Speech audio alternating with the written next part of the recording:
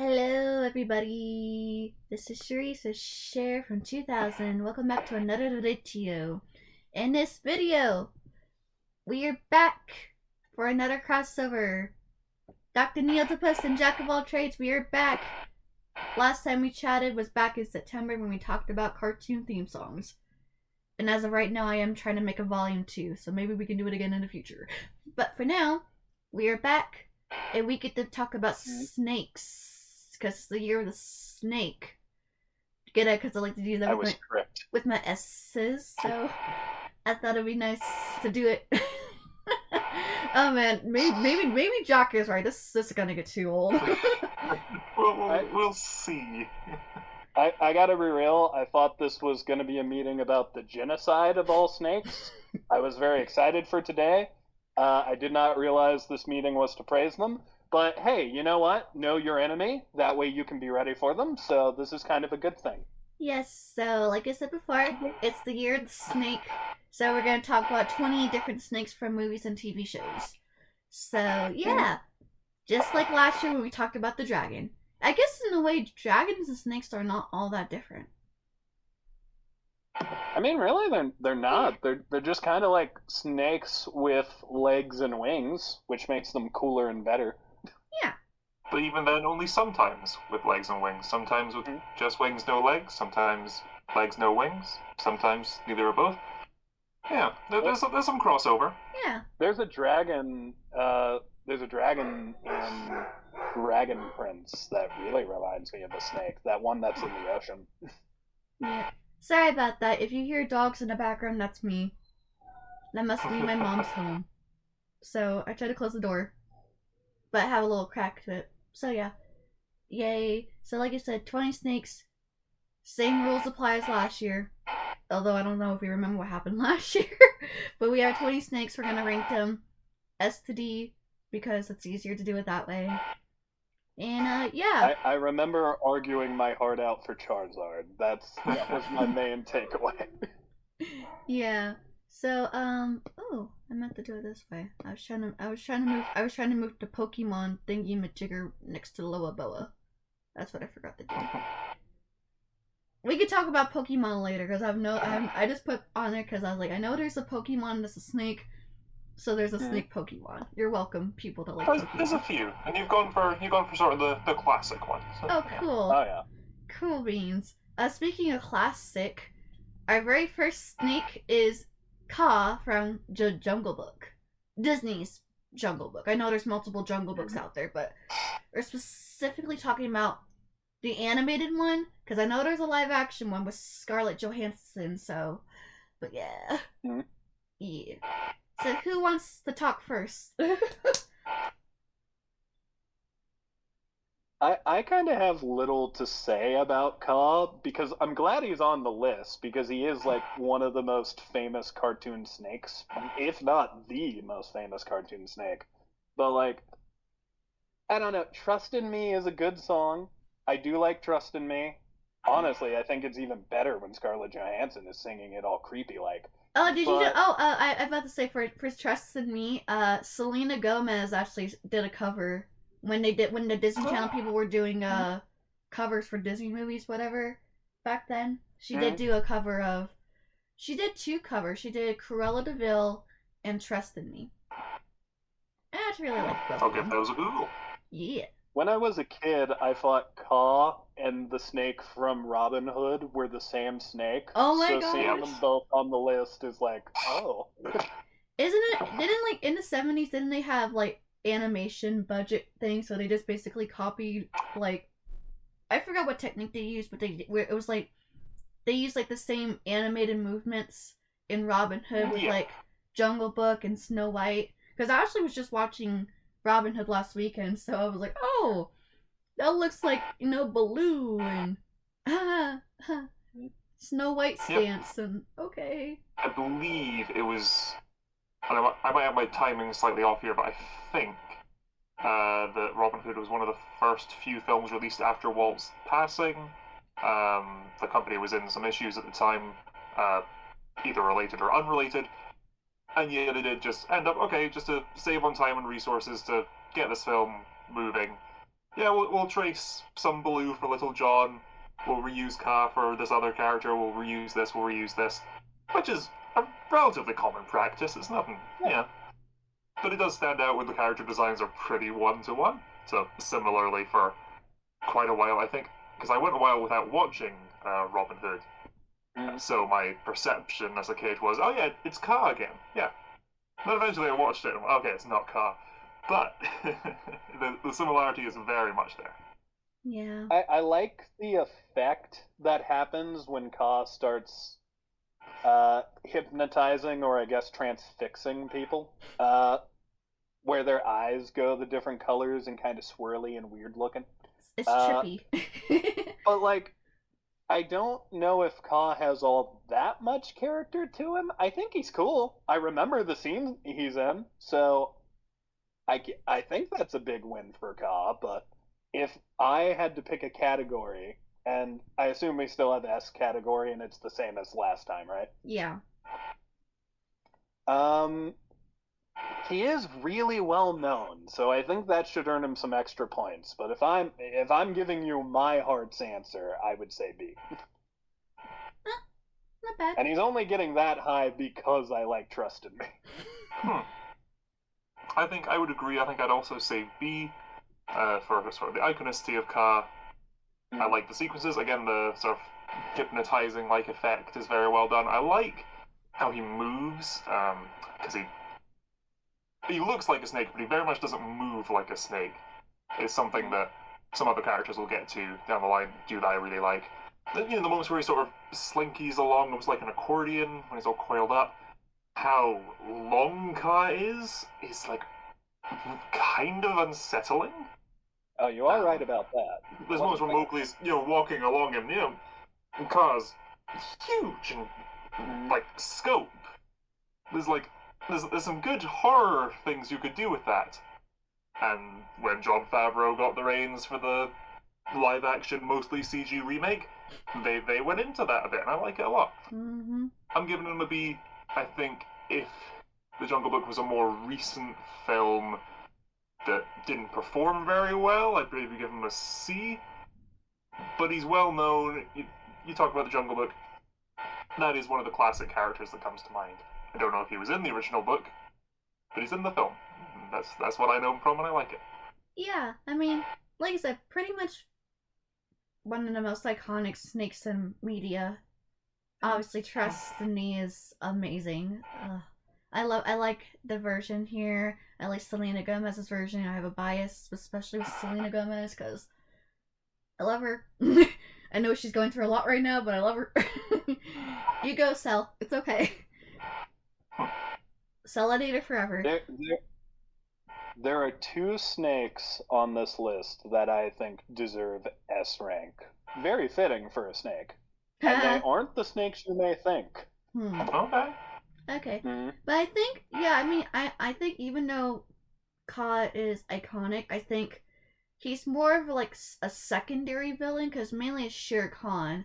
I mean, yeah, you have King Louie the monkey, but he doesn't really do much except kidnap Mowgli, and then Baloo and Banshira had to rescue him. But it's mostly about Shere Khan. And like, Ka is more like secondary antagonist. So I think we do B for fair. Yay! I think B is a good one for Ka. Yeah. Yeah. I think that is one of my critiques of the Jungle Book is, or specifically about Shere Khan. He doesn't show up and doesn't do much until right at the end. He's always talked about, he's alluded to as this big threat, and he's cool when he is on screen, but he's not a big presence in the film. It takes a while to get to him. I think a more recent, similar one, I think, I don't know if you guys watched it, because it didn't do very well, but Lightyear. Oh. I did watch Lightyear. Yeah. Zurg is like, yeah, Zurg, yeah. They keep referring to him. And then eventually we get to him. I didn't mind what they did differently about him. It was like, okay, well now, he doesn't have much screen time, and unlike Shere Khan, he's not particularly interesting after we get the surprise. The villain who you thought might be it, no, he's a villain. Yeah. My, Okay. my opinion on Zurg and Lightyear is not bright. It's not a good opinion. I don't like it. But to discuss it further would take an entire video. So Yep. Oh yeah. for now, So stay stay tuned. tuned. Yeah. So now So who's next? yeah. So our next snake is Jafar from Aladdin. Well, technically, you know how similarly with like when we talked about Maleficent, how she turns into a dragon at the end. So in this case, Jafar, you know, when he's battling Aladdin near the third act, and then because he grants his power, Genie grants his powers to be the most powerful sorcerer in all of Agrabah, and he turns into a snake, a cobra, by the way, which, I mean, missed opportunity in the live action. I mean, I like the live action, I don't love it. Missed opportunity, I'm just gonna say it. Missed opportunity. The live action Aladdin might be one of my most I'm okay with of the live action remakes. But that being said, I don't think it's great. I still think my favorite is probably Christopher Robin. Yeah. I love the snake. I still have yet to watch Christopher Robin. I still have yet to watch. I still watch the live action Aladdin. I simply demand we give Snake Jafar extra points because of his awesome appearance in Fantasmic at Disney World. Okay. It's fucking sick when the big snake-like costume comes out and it's a bunch of people moving these tiny parts. But if we're just talking about the movie, now you can see how snake-like I can be is a really good line. I think I just butchered it, but it is a good line that calls back to Jasmine calling him a snake. Mm-hmm. So it's almost poetic that he takes that form at the end. Yeah. I think it makes for an awesome action scene, but not much screen time for it. I love it though. I think it's a cool moment. Yeah. I mean, for me personally, I don't mind A. I mean, because if it was Maleficent, obviously I said S last time, but I put her in A, but because, Maleficent's my favorite Disney villain.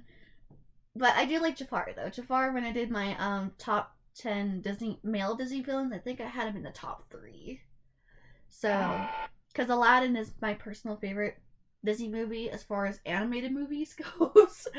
Aladdin's my favorite, and yeah, like, I like the whole poetic aspect about Jafar, how he's very cunning and sly, sneaky, mischievous, and all different characteristics that describe a snake. But, because of the lack of screen time, I say he only has maybe 3 or 4 minutes as a snake? If that, yeah. And then he turns into an all-powerful It's one of his many tricks and guises. Yeah, he did a lot during that action scene, actually. He was turning into a lot of shit and, teleporting Aladdin places. Oh, yeah. Ended up turning into a genie at the end. All cosmic power. Final battle was actually pretty cool. All cosmic power. Anybody living in space. So, I have a question. I don't know if either of you can answer this, but did they do Snake Jafar in the Broadway Aladdin? I don't remember, but I do know when they had when I was little in the area the Hyperion Theater in Disneyland or whatever, where they have Frozen right now. They used to have Aladdin, and I remember going to the show, and I've seen YouTube videos. They do have a snake Jafar, but not.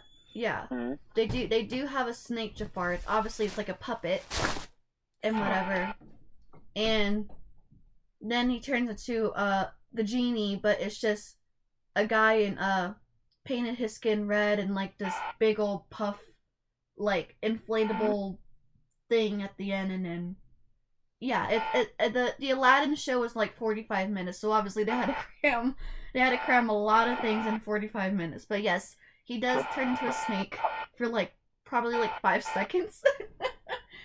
I've actually seen stuff from that on YouTube, specifically the genie making jokes about the Kardashians, which I know. I love those. Oh no. they're so funny. I'm always like rewatching the different whenever it was like I know because there was more than one genie, but both or like maybe two or three genies or whatever. But they were hilarious. They were making so many references, like the Kardashians and then like the Jersey Shore and Britney Spears. Where do you guys think Jafar belongs? Because I do think the Aladdin movie is worse without Snake Jafar, as we have learned with the live action version. But, like, I don't think he's the most important snake character in the world. No, I think he's very cool looking. Having him, again, he's described as a snake by characters in the film. I think when he first becomes a sorcerer or something, he gets the fangs, he gets the forked tongue, and his headdress becomes more sort of snake looking, his staff. It's themed all around him throughout the film, but he doesn't become sort of snake until right towards the end, and it's not for very long, but it is effective when it is used. It's scary, I like the sort of fire around in that scene and the sort of just general sense of danger and everything going off there. But yeah, I think having a quick glance at some of the other snakes further down the list, he doesn't belong especially high. I wouldn't. Well, we're doing S to D, is it? Yeah. Generously, I'd give it a C, I think. Actually, no. I think a solid C. Because not bad at all. Solid C. I was gonna say B above Caw. Because, like, while I think he's scarier than Caw, but, like, now that I'm thinking about it, Caw did technically get more screen time, even though Caw didn't get a ton of screen time in that movie. You know what? I think C, actually, now that I'm thinking about it all, I think C or low B does make sense. Yeah, that makes sense. Now, see, if this was like, I mean, like I said, I love Jafar. He's one of my favorite Disney villains. I mean, but he's not like my favorite, because if it was like my favorite, like Maleficent or like even Hades or whatever, I would be fighting tooth and nail with you guys. But no, I agree. If we were rating Jafar himself, he'd be higher on the list, but we gotta go just by Snake Jafar. Yeah, so I think probably like, I don't mind B or C. But here's the real question. Where are we putting Jafar's staff, which is also a snake? Oh my gosh, that's true, especially when he always kept hypnotizing the Sultan. I think I'd argue that staff is more iconic than Jafar as a snake. I'd say not. D. That staff is a pretender. It's not a real snake. D. Ooh, good point, actually. No, I decided to put Snake Jafar on around C. Unfortunately, now we see how snake-like he can be. Well, we know for a fact that Jafar doesn't like getting second, so we gave him third. There we go. Fix the problem. All right, I'm gonna quickly switch one of them here. Okay, I'm gonna try to get the other Disney one first, and then talk about the two DreamWorkses together. So we're just gonna do Sir Hiss from Robin Hood. Just get that done out the way. Seeing how we kept making a lot of comparisons with Ka and Sir Hiss. So I'm gonna be honest. I'm gonna be real honest with the two of you right now. I have seen Robin Hood. I remember a lot from it. I could not tell, if you pointed a gun to my head, I could not tell you a single fucking thing this snake did in his plot. What was his story? Did he do anything? I can't remember.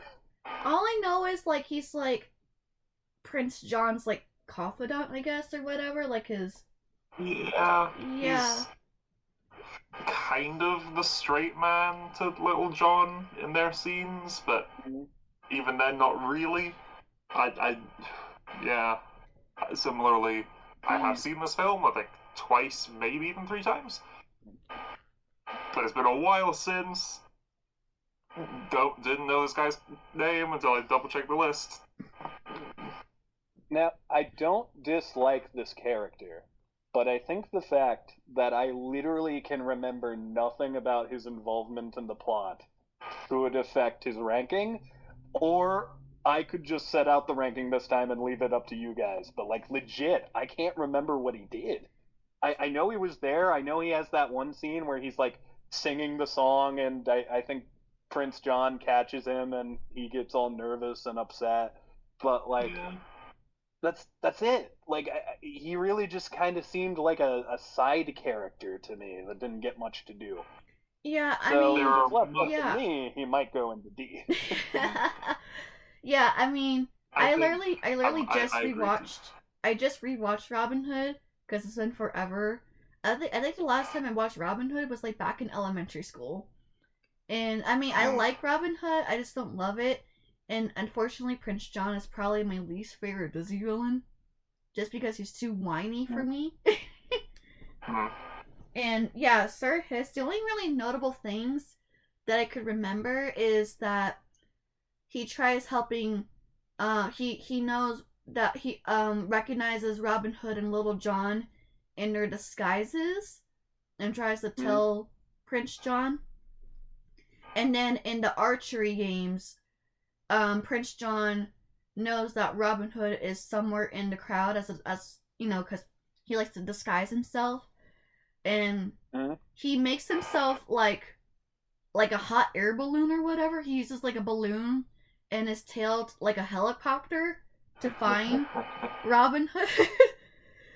And then he ends up in like some alcoholic beverage by Friar Tuck and the rooster, and then he gets all drunk. And yeah, that's pretty much. If you want, I'll give him C because I think a drunk snake is a funny concept, but that's the most I'll budge for my own personal ranking. Yeah, if I put him, if I put him in C, I'm definitely putting him behind Jafar. Sure. I say D, but I leave it in the hands of the both of you. What do you think, I Jack? also think D, but I do think it's quite early in the list to start throwing out Ds. But yeah, I'm not particularly attached to this character. I don't have any standout memories of this character. Good design, but as we've said, for me, that is because it is just Ka. Yeah. In quotes. Yeah, I mean, for now, I'll put him in D because we can always switch it later on at the end. But yeah, we got our first D. Yeah. Remember Elliot was in D? D for don't mind. He's alright. He's fine. Remember Elliot from Peach Jagger when we talked about him last year? The poor dude was the only one at the bottom. Oh, poor Elliot. Oh man. Alright, so we're gonna get to DreamWorks. Yay. Possibly my favorite my favorite snake. There might be one more Disney snake you forgot, actually. I know, but I want to save Juju for later, because I love Juju. Oh, got Okay. I'm saving Juju for later. We've done classic Disney. Yeah. Classic Fair Disney. enough, fair enough. Yeah. No, but now we're gonna possibly this is my personal favorite snake from the list. It's Master Viper from the Kung Fu Panda franchise. Voiced by Lucy Liu. I honestly think she's really underrated. She is probably really underrated out of the Furious Five. She's the more like the peacemaker, I guess, of the group. And I was rewatching mostly the specials where they kind of introduced like the Furious Five and their backgrounds and then how they became a team. Because Viper didn't have any venom. Her father was this Grand Master Snake, feared for his venom and toxicity. And then a gorilla bandit or whatever basically breaks his fangs, shatters them. Viper, because she wanted to do more to please her father, she became like a dancer to make her father, smile. And then she saves her father from the gorilla bandit using her dancing skills. And then she first meets Tigress and then the other Furious Five members, and then they defeat a boar. while Shifu is sick. And that's how I became the Furious Five. And there's a young Po who basically poisons Shifu with his cooking. Yeah. Okay, I wasn't aware of any of that. I've not seen. I mean, I've seen an episode or two of one of the Kung Fu Panda shows. I'm not overly familiar with the extended lore of the Kung Fu Panda franchise. I know that Tai Lung has a kid, apparently. I've only seen the first 3 movies. I think they're a near perfect trilogy. I'm just going off that. And for me, in just going by the films, I think Viper might be my least favorite member of the 5. I like them all. I like, as you say, the sort of peacemaker sort of. She's one of the first few to extend an olive branch to Poe in the first film. When Shifu's just having them all spar with him, she wipes the floor with him, and then immediately goes, "Oh, are you okay? You said you were ready." Just immediately, almost a bit apologetic, and then it's kind of on his side almost from that scene on, which I like that. But very swiftly after that, we have then sort of Mantis and Monkey and Crane, and then a lot of the rest come around very quickly on that, so there's not a lot of time to build on just her and Poe. I like her fighting style, it's a lot of fun, I like a lot of... and they do it with all the 5, the sort of... they're cartoon animals, who can get away with a lot of creative uses for them. Using Viper as like a rope in a few points. I love in Kung Fu Panda 2, in the final fight, when Poe's just sort of shouting out cool combo moves they've come up with. And he's like, Viper, Tigress, puppet of death! It's just, Viper wraps around one of the wolves, Tigress goes under his legs, and as Tigress going along on the ground, the wolf being puppeteered by Viper to swing the swords around and attack everyone else. There's a lot of really fun things they do with Viper. She is, I think, my least favorite of the 5, but a lot of fun. And again, I was chuckling to myself just describing some of her scenes. So no, I like her quite a lot. Just not as much as some of the others. Viper is not my favorite member of the 5 either. I have seen a couple episodes of the Nickelodeon Kung Fu Panda show. Legends of Awesomeness. And she gets a little more in that. It's interesting. I have a vague memory of her level being cool in the Kung Fu Panda video game. But here's the thing. I said there were 2 snakes that deserved S rank, and Viper is one of them. But not for the reasons you might think. I think Viper is, as a character, a technical marvel, because she is a fighter that has no arms and no fucking legs, but in all of those scenes, she still looks like a badass. Like, you even described it for a minute there, Jack, with the puppeteering move. She has a lot of cool animations all over the movie if you pay attention to her scenes. And for the record, she is not my favorite Furious 5 member. Mantis probably is. But I just remember seeing how she moved and how they animated, being like, wow, the idea of this like snake fighter is actually fully being realized in this movie. And I think that earns at least an A, maybe an S. Because legitimately, like, you made a fighter with no arms and legs. That's not easy to do, and that had to take forever to animate. I think I'm open to an A on that. I think I'd give Viper an A or a B. She's a lot of fun. I like her a lot in the film. I'm again just bearing in mind my own personal preferences. There are some characters coming up that I think I'd rank higher. But that's just me. I agree with you. I agree with you. No worries. One specifically. Yeah, I mean... And it's your list, Sher, so feel free to disregard. If you want to just stick her in S, you can do that. Like I said, I really like Viper. I kind of see a little bit of her in me. Because I used to like to play Peacemaker, and I used to like to be very friendly, but at times I think people sometimes take my kindness as weakness. And so sometimes I have to be a little bit tougher and to try to, just be like, hey, I can be nice and stuff, but even though she doesn't really have venom, my bite is worse than my bark. or hiss. Hissing. We're talking about snakes. I mean, if she like something else we got to think about with this list of snakes is like, you know, even if she isn't our favorite member of the Furious Five, among all of these other snake characters, her being a snake that I can identify and know has a cool, interesting character to watch, I think alone should earn her some extra points. Like, think about what we were talking about with Robin Hood Snake, where we were like, what did this guy do? Viper does do stuff. She saved her father. She became a member of the Furious Five. She has a lot of excellent technique.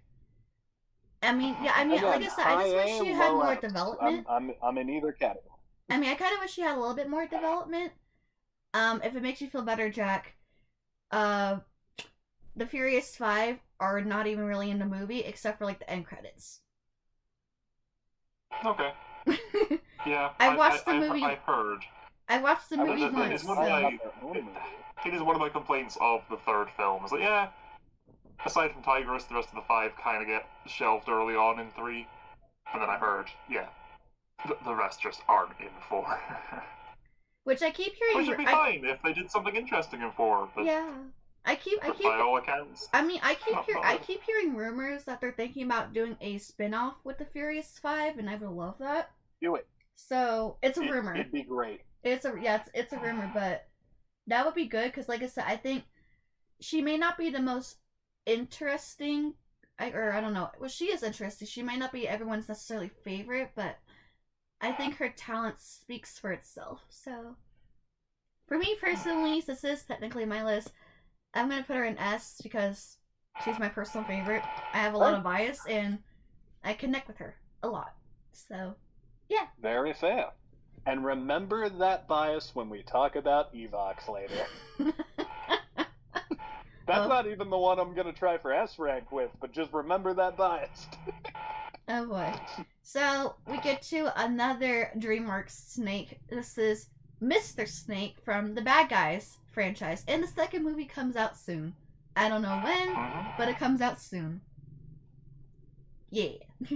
I haven't seen this. I haven't seen this movie, but I know for a fact my roommate loves it, and he says the snake is very funny.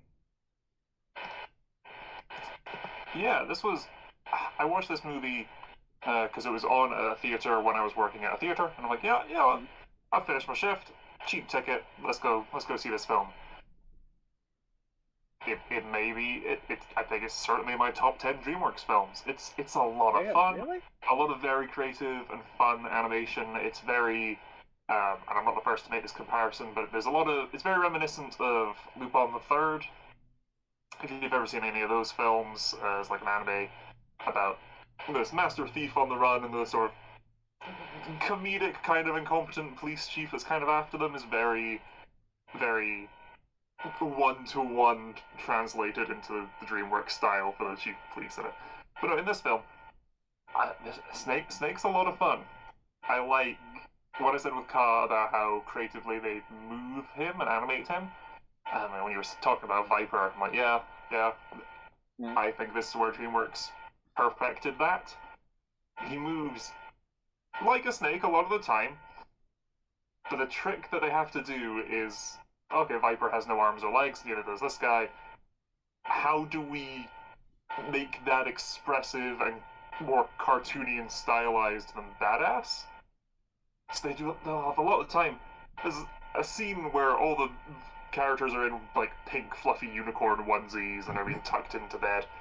This makes no sense if you haven't seen the film, just go with me here. And they also pull the blankets up over themselves.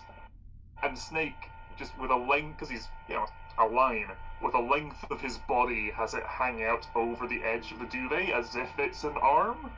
When he's like driving in the car, again, he just has a length of himself hanging out the side of the door as if it's an arm.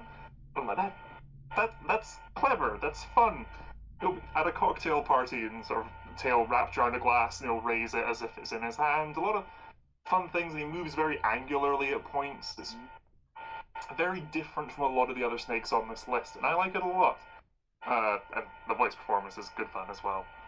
I think I need to rewatch it. I haven't seen it in a little bit. I am looking forward to the second one, just on the merit of the first.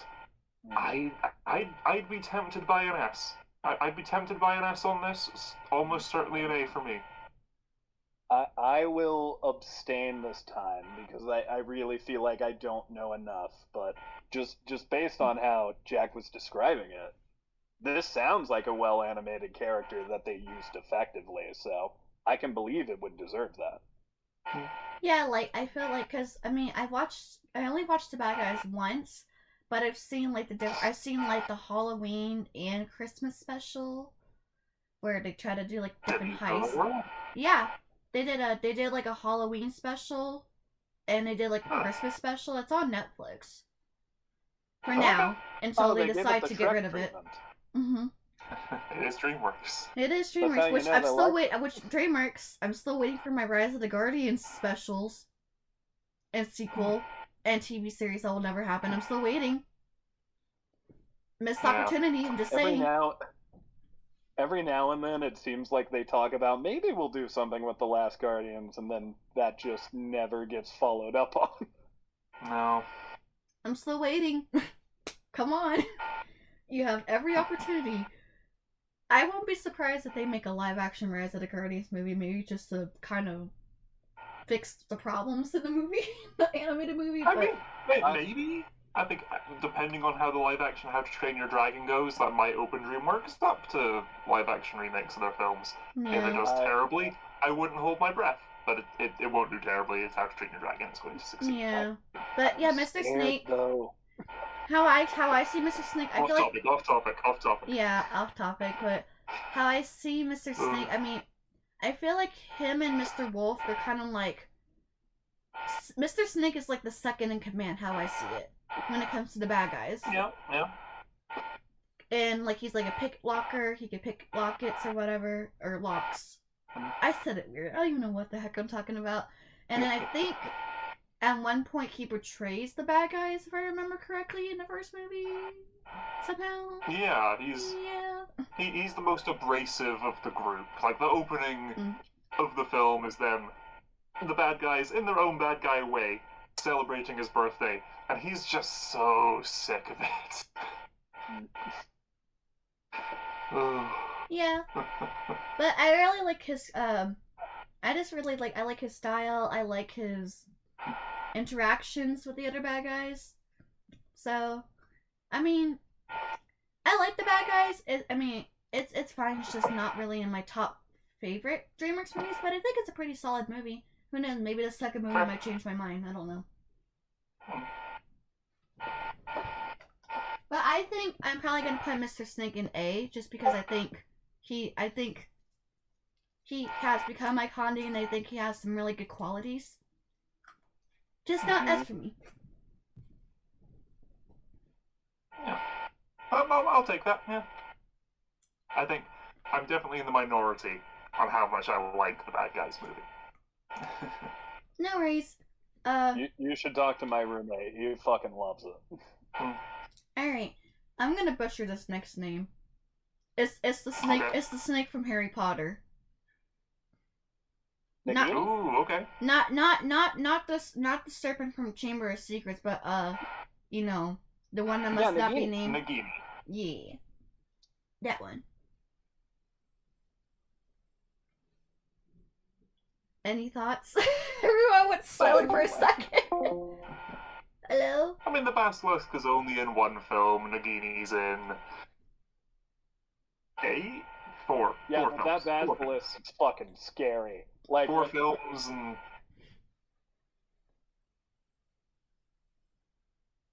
Fantastic Beasts. And we are not counting Fantastic Beasts. we were talking about how freaky Snake Jafar can be. The Basilisk is that, but real. Like a real looking snake. But a practical animatronic, which I've seen in the studio tour, and it's so cool. It's honestly really impressive. But to go to Nagini, I think Nagini is a little different from the other characters we've talked about. Because unless we count Fantastic Beasts, which I don't even know if that would give Nagini favors on the ranking. It's your list, Cher. Are we acknowledging the Fantastic Beasts movies? I mean, I've only seen like the first movie of Fantastic Beasts. Well, Okay, you know what? We she's actually not in that one. can't. Well, we can't actually acknowledge them because when Nagini turns into a human in those movies, no longer a snake. So there you go. Yeah. But Nagini is more of a plot device, in my opinion, than she is a character. And I don't think that's a bad thing, because I think she's used very effectively for that. Like, she has her own action scene with Harry. She has several action moments before Neville eventually gets the best of her.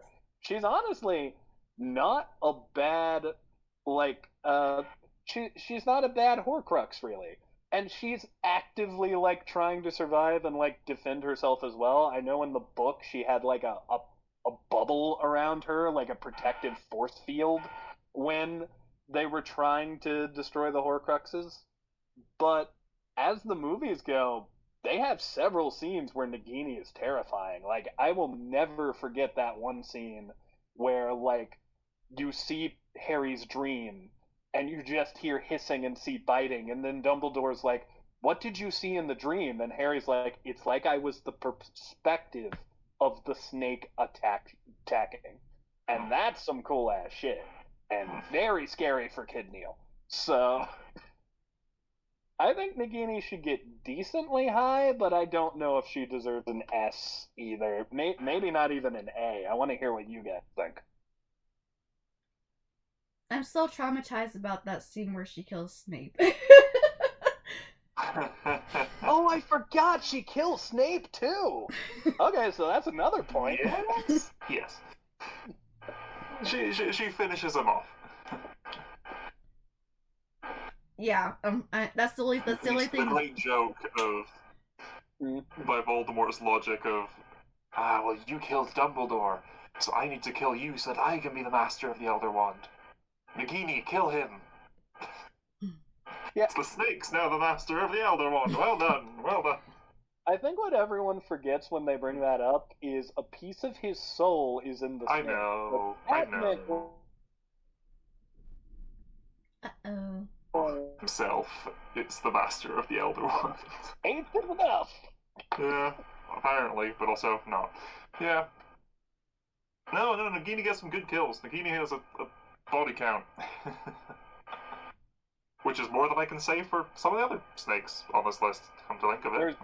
Where's your body count, Viper? Why didn't you kill Tai Lung? Because she has no venom. She has no venom. Oh. She was born without any venom.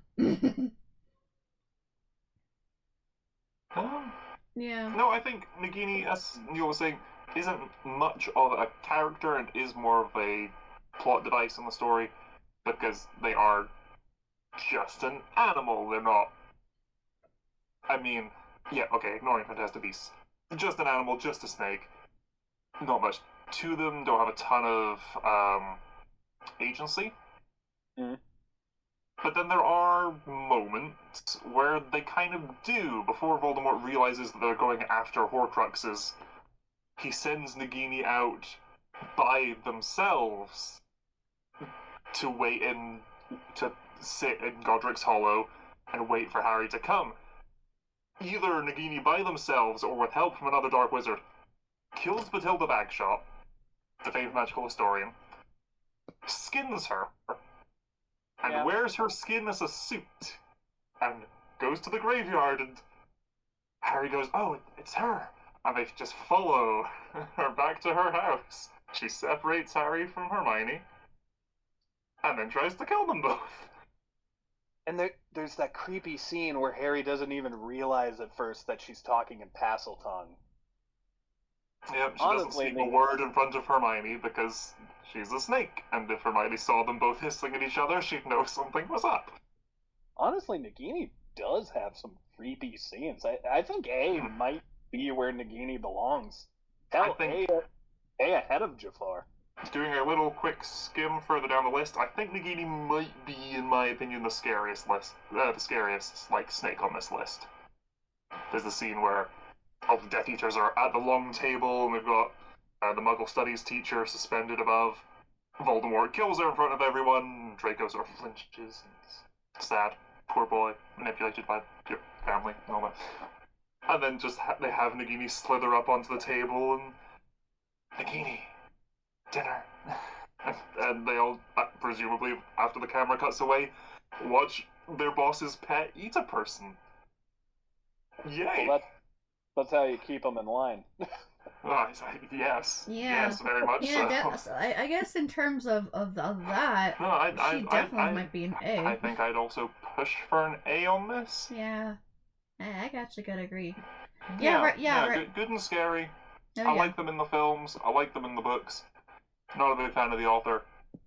Yeah. But the character, the snake, yeah. Oh yeah. Yeah, I say A. Just I'm still traumatized by that Nagini scene. ahead of Jafar first. Well, we actually have Jafar and C. Because it's specifically Snake Jafar. We have Snake Jafar and C. The only one in A is Mr. Snake.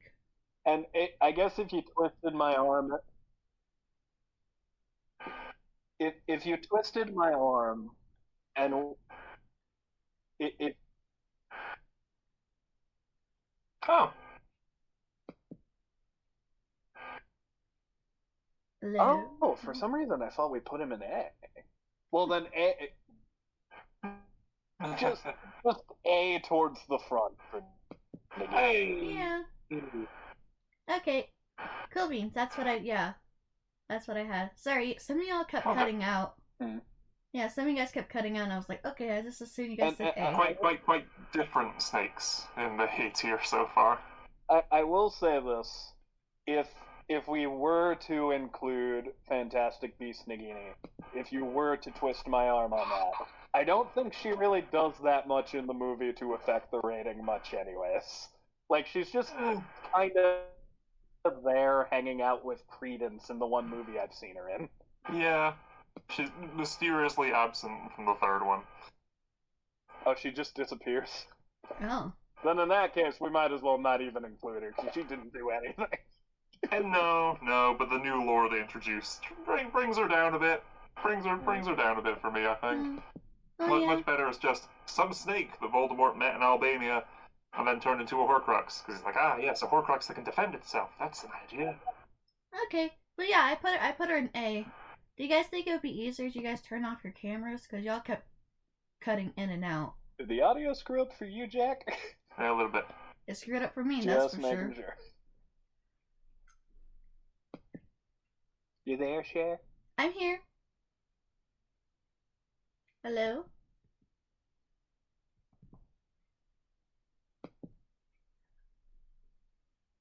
Uh-oh. Uh-oh. Oh no, everyone's frozen. That's why I turned off my camera. You okay? Can't hear you. Oh, let me try turning my cam off. That might help. That's what I just said. We're taking a little break, guys. We're trying to figure out what the heck is going on. Yeah? I'm here. You're breaking up a lot. We didn't hear anything you've said for the past 2 minutes. Oh, me? Cool. I'll turn mine off as well and see if that resolves the issue for all of us. Are you guys there? Wow, you are choppy, my friend. Me? I'm choppy? Damn. Hold on. Let me try again. Here, E, and damn was what I heard there. Oh.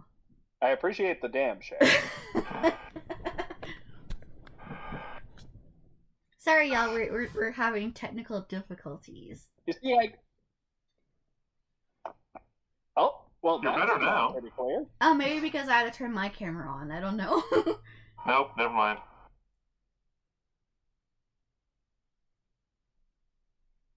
It seemed to be helping for a second, and then then it didn't. Can you guys still hear me? Am I alive? Yes, there's a big delay between the video and the audio, but we can hear you now, yeah. Oh, good. Okay. Alright. Just to recap. So far in S, we have Viper, A, Nagini, Mr. Snake is in. Wait. Yeah, S is Viper, A is Nagini and Mr. Snake, B is Ka, C is Jafar, Snake Jafar, and D is Sir Hiss because we don't remember a single ounce of information about him in Robin Hood.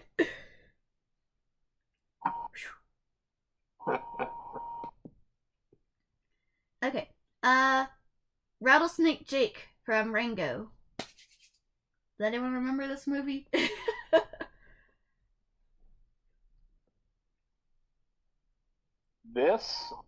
I'm gonna be real. I think he deserves S tier. Ooh. Well, this guy's not only is he scary, but he's also at the end kind of important. Like this entire time, Rango's been lying, telling this story about how like he's this Western character. You know, he's telling everybody, "Yeah, I'm this guy from the movies. I'm gonna come in and help." He's essentially comparing himself to the story of these movies. Well, here comes in the villain. He's heard some of these stories, and he's just mocking Rango for it every second. He's calling him brother. He's bringing up that like Rango like lied and said they were related, even though he's a chameleon and he's a snake, and people bought it. Like he's having a ball and just really loving the fact that he gets to like ruin this story that Rango made. And then afterwards, when Rango saves the day and actually kind of proves himself, it all goes back to that, "Oh, you said you beat me with one bullet? Well, here's your one bullet. Try to take me down." At the end of it, Rango saves the day with just one bullet, and fucking the rattlesnake respects him for it and ends up leaving with the actual villain and kills him. This guy is kind of important for stopping the main villain. He's important for Rango's like development as a character, and on top of that, he's super scary to watch and just an entertaining villain. Like that gun thing he has, that is awesome that he can use that without any arms or legs. Yeah. I really like this guy. I think S tier, but that being said, I could also be a little biased because I fucking hate snakes and I hate this guy too. But I love to hate this guy. For those who don't know, Kneale has a thing for snakes in a bad way. I He's You not a guys have not seen me in the presence of a snake, but I turn into a wild animal that just needs to flee. big. I hate snakes. He has opithiophobia. It's the fear of snakes. Now you know. Hate the midget. The more you know. Yeah. Everyone calls them danger noodles and says they're cute. There are no cute snakes. Well, there's maybe a couple of them on here. No, We'll get to them. We'll get to them. Yeah. they're all enemies. What? Even the Kwame from Miraculous Ladybug.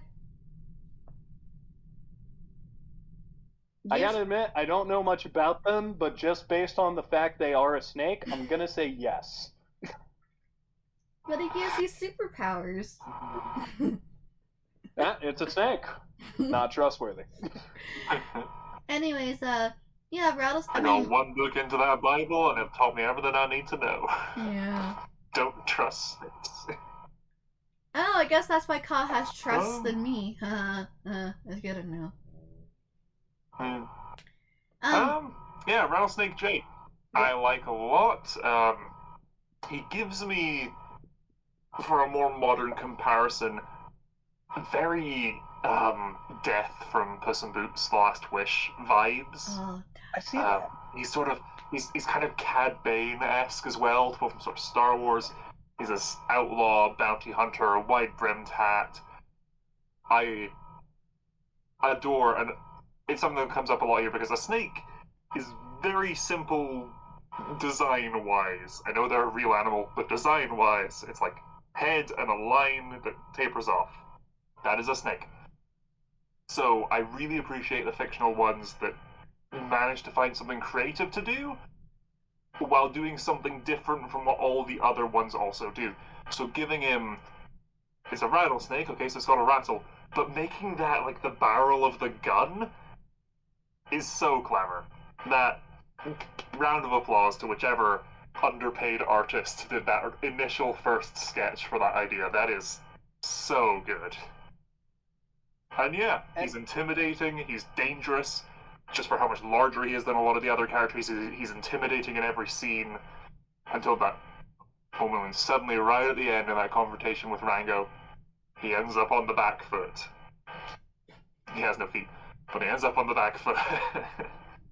We'll get to know feet soon. Leaves in peace and deals with the actual antagonist, and yeah, I like him a lot. He has his own morals that he stands by, similar to, again, sort of Death, where it's like, they are an antagonist, but they're not the villain of the piece. And they are just very cool. I'm gonna look up who does their voice, because it's a lovely voice. It's really good. Just the way they say brother, and they keep saying it in such like a mocking tone. Like, I know that technically Rattlesnake Jake is not the main villain of Rango. And not even technically, he just isn't. But here's the thing. He still challenges Rango in the way a villain would. Like, he's the one to go, you've been lying to all these people. You've been convincing them you're a hero. You're not a hero. What are you doing? Here I am, a giant-ass snake. I'm gonna eat you. That's the way things are. The voice of Rattlesnake Jake is Bill Nighy. Oh, of course it is. Yeah. As soon as I just googled Rattlesnake Jake voice actor and his like mugshot came up, yeah. I like the movie Rango a lot. I think it's a really good movie, and fundamentally, I think it would not be as good a movie without the inclusion of Rattlesnake Jake, which to me means he earns S tier. Yeah, I've only seen Rango once because I wasn't really interested when it first came out. I don't know why though. I don't, maybe the animation threw me off. I don't know. The animation style threw off a lot of people on like initial release. It didn't perform especially well, Rango, but it's looked back upon very favorably. No, I remember when I was the thing I like. Oh, sorry. Go ahead. No, I remember when I was trying to do, at one point when I had this app, Stardust, RIP, I was trying to do like a Nickelodeon month, and I ended up watching Rango for the first time, and I liked it. It was really cool. Not really a Western type person, but you know, well then again, I do live in the desert, so you know. The thing I like about Rango is how it kind of breaks down the idea of a Western story. Like, and I think Jake is kind of key to that because he's the one who looks Rango in the face and says, "You're lying. You're not the hero here. Come on, dude, wake up from this dream." Yeah. I'm usually not, well, I'd say usually. Generally, I'm not a huge fan of the liar reveal sort of story trope. You know, A Bug's Life does it, and that's sort of the archetypal one that I always point to. But unlike A Bug's Life, where it's, he lied, he didn't actually get these warriors, he knew they were circus performers the whole time, but they band together and put on a circus and embrace that side of it to ultimately win the day. Versus in this story, it's like, yeah, no, you were lying about being this amazing hero who saved the day and all that. And instead of Rango loathing in it for too long and winning the day some other way, embracing some other part of himself, no, the part of himself that he's always sort of been throughout this film is kind of a good actor and kind of charismatic, so it's him finally accepting that and going all in on this is what I gotta do rather than this is me pretending to do it all to get by. It's instead, no, I'm actually going to, do my best here. And end up kind of becoming the guy I was pretending to be. And I like that a lot more. Yeah. Rango is a solid film. It's less so him learning that he shouldn't have lied, and more so that he learns I have to live up to my word now. That is a much better way of phrasing it. Yeah. Which is a very interesting way to take the liar reveal trope. Yeah. But yeah, Rango is just... As a kid, I liked Rango. I watched it with my little cousins as an adult, and I was like, holy shit, this is, like, deep. Yeah, I mean, I think I wouldn't mind putting... I'll push for an A or an S. Yeah, I wouldn't mind putting him in, like, A or S. I think probably, like, just, like, the intimidation factor and just the overall arc. I think it's worthy for an S. Should we say yes to S? Yeah, yes, I think he deserves an S. Yeah. Yes to S. Sorry, Evox, you will not be getting this rating. Oh boy. So now, Nickelodeon. Craig Slithers from Sanjay and Craig. I have never seen a single episode of this show. I avoided it at all costs because I could not stand this show.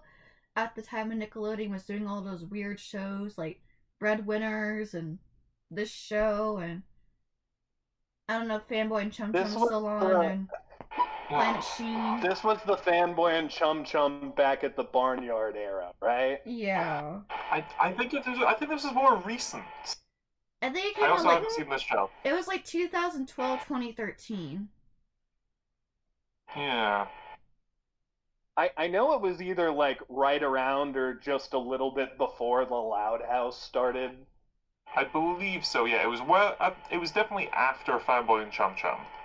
Mm-hmm. Which, of course, the Loud House turned into one of their biggest cash cows. Yeah, they may have dragged it out a bit. I know that the movie was very good. I enjoyed the first season of the Loud House, and a good chunk of the second.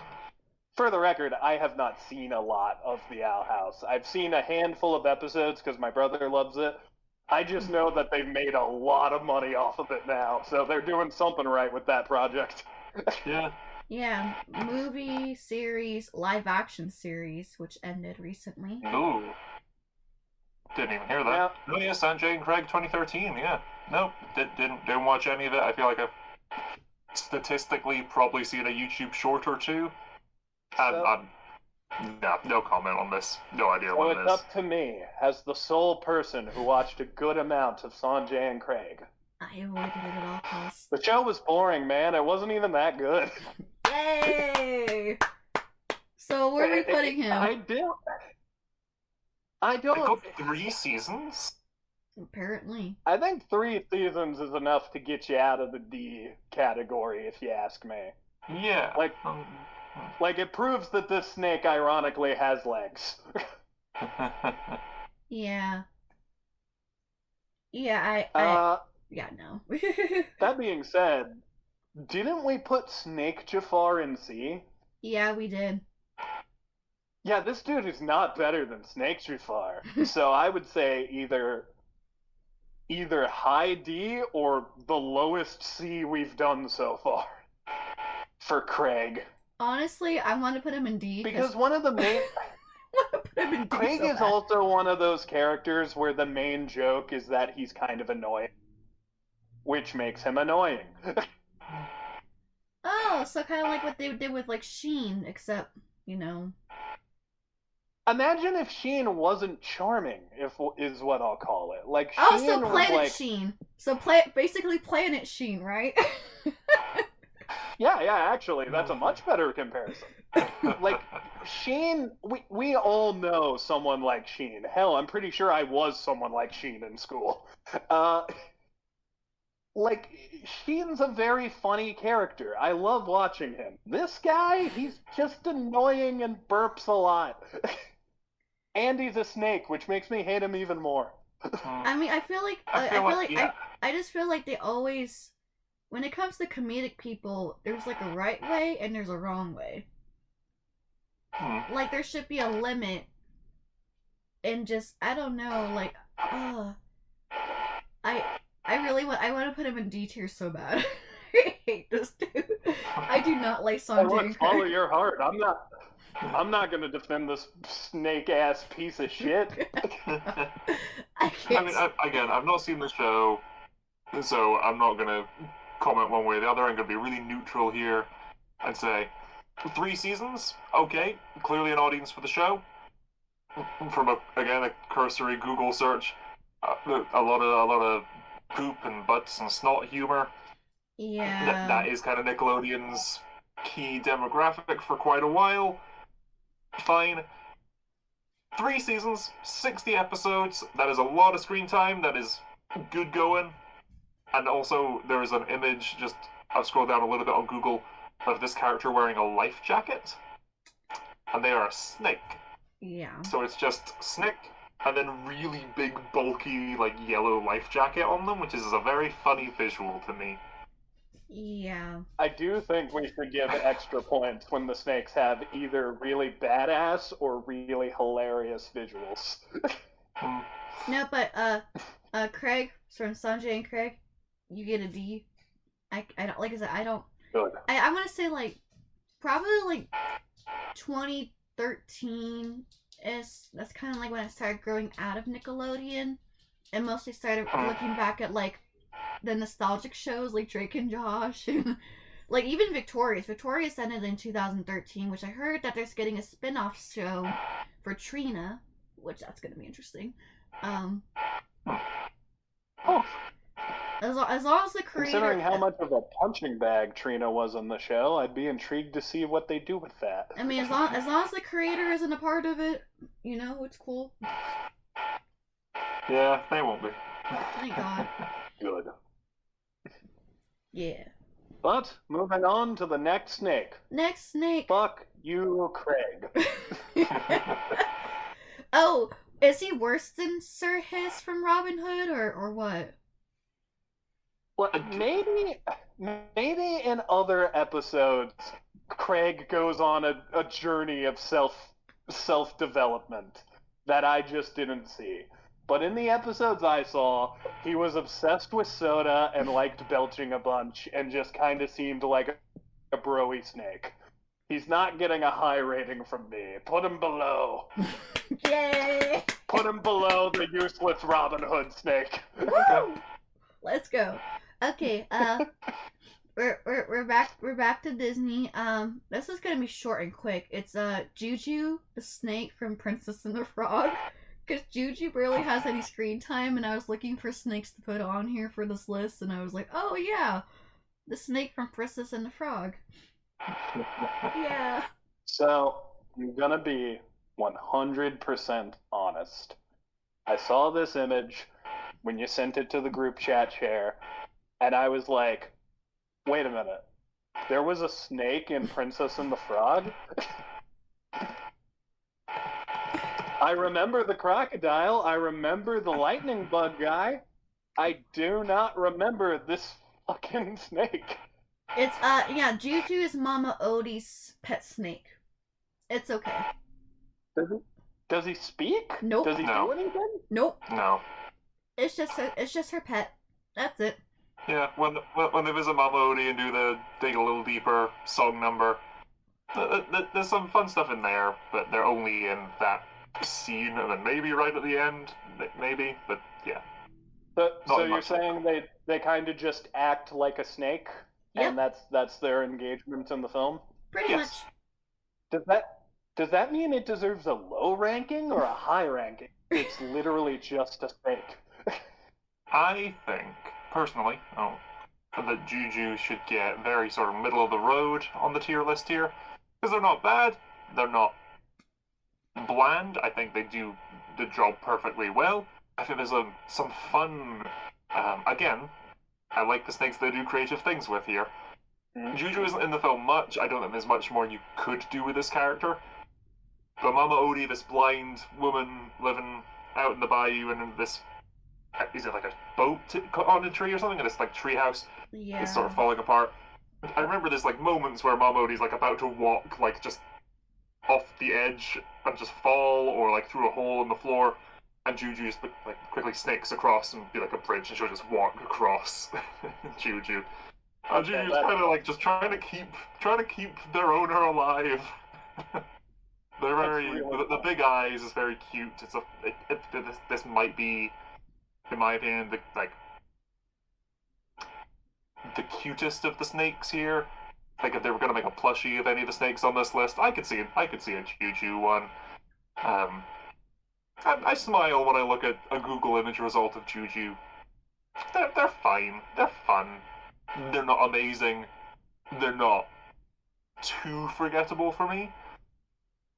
That said, they are possibly the least memorable named character in that film, Yeah. not counting Ray's extended family. Oh yeah. Oh god. Those are a lot of fireflies. I- R.I.P. I like the part where she like strums him like a guitar or a banjo, but like Yeah. I think she does some magic, like shapeshifts them into a few different animals. Yeah. A cow, a pig, let's a go goat. with maybe a C, maybe like a C, a little lower than Jafar, maybe. Yeah, Yeah, I was thinking like C. Honestly, I thought it was like nice and quick. As long as it's not, Yeah, as yeah, long as agreed. Juju does not deserve to be in D with Sir Hiss and Craig. Okay. Agreed. Yeah. At least Juju was, a lovable snake and not, plot device thing or whatever the heck Craig is. Sir Hiss is a snake I can't remember. Craig is a snake I wish I couldn't remember. Juju's just a snake, and while I may not like snakes, I'm fine with Juju existing. He needs to help Mama Odie. I'm okay with that. I mean, I keep hearing that they say they're trying to do a Princess and the Frog TV series, yet they still have nothing as far as news. So maybe we might get some more Juju and Mama Odie. I don't know. If by some miracle a Disney executive is watching this video, make that Princess and the Frog show and lean hard into all of that shit that was going on with like Dr. Facilier. Show us who his friends on the other side were. I want to know that shit. I think we all do, honestly. Now, okay, and now we're going to Australia, guys. Awesome. Okay. Right, okay. This is called Back to the Outback. Huh. I get it. And the snake. The main character is a snake named Maddie. Have any have any of you guys seen this movie? If you haven't, it's okay. Oh, this one. I have an Australian friend who I think might have told me about this. Is this about a bunch of creatures that get separated from their home and they have to get back to it, but it's like super deadly?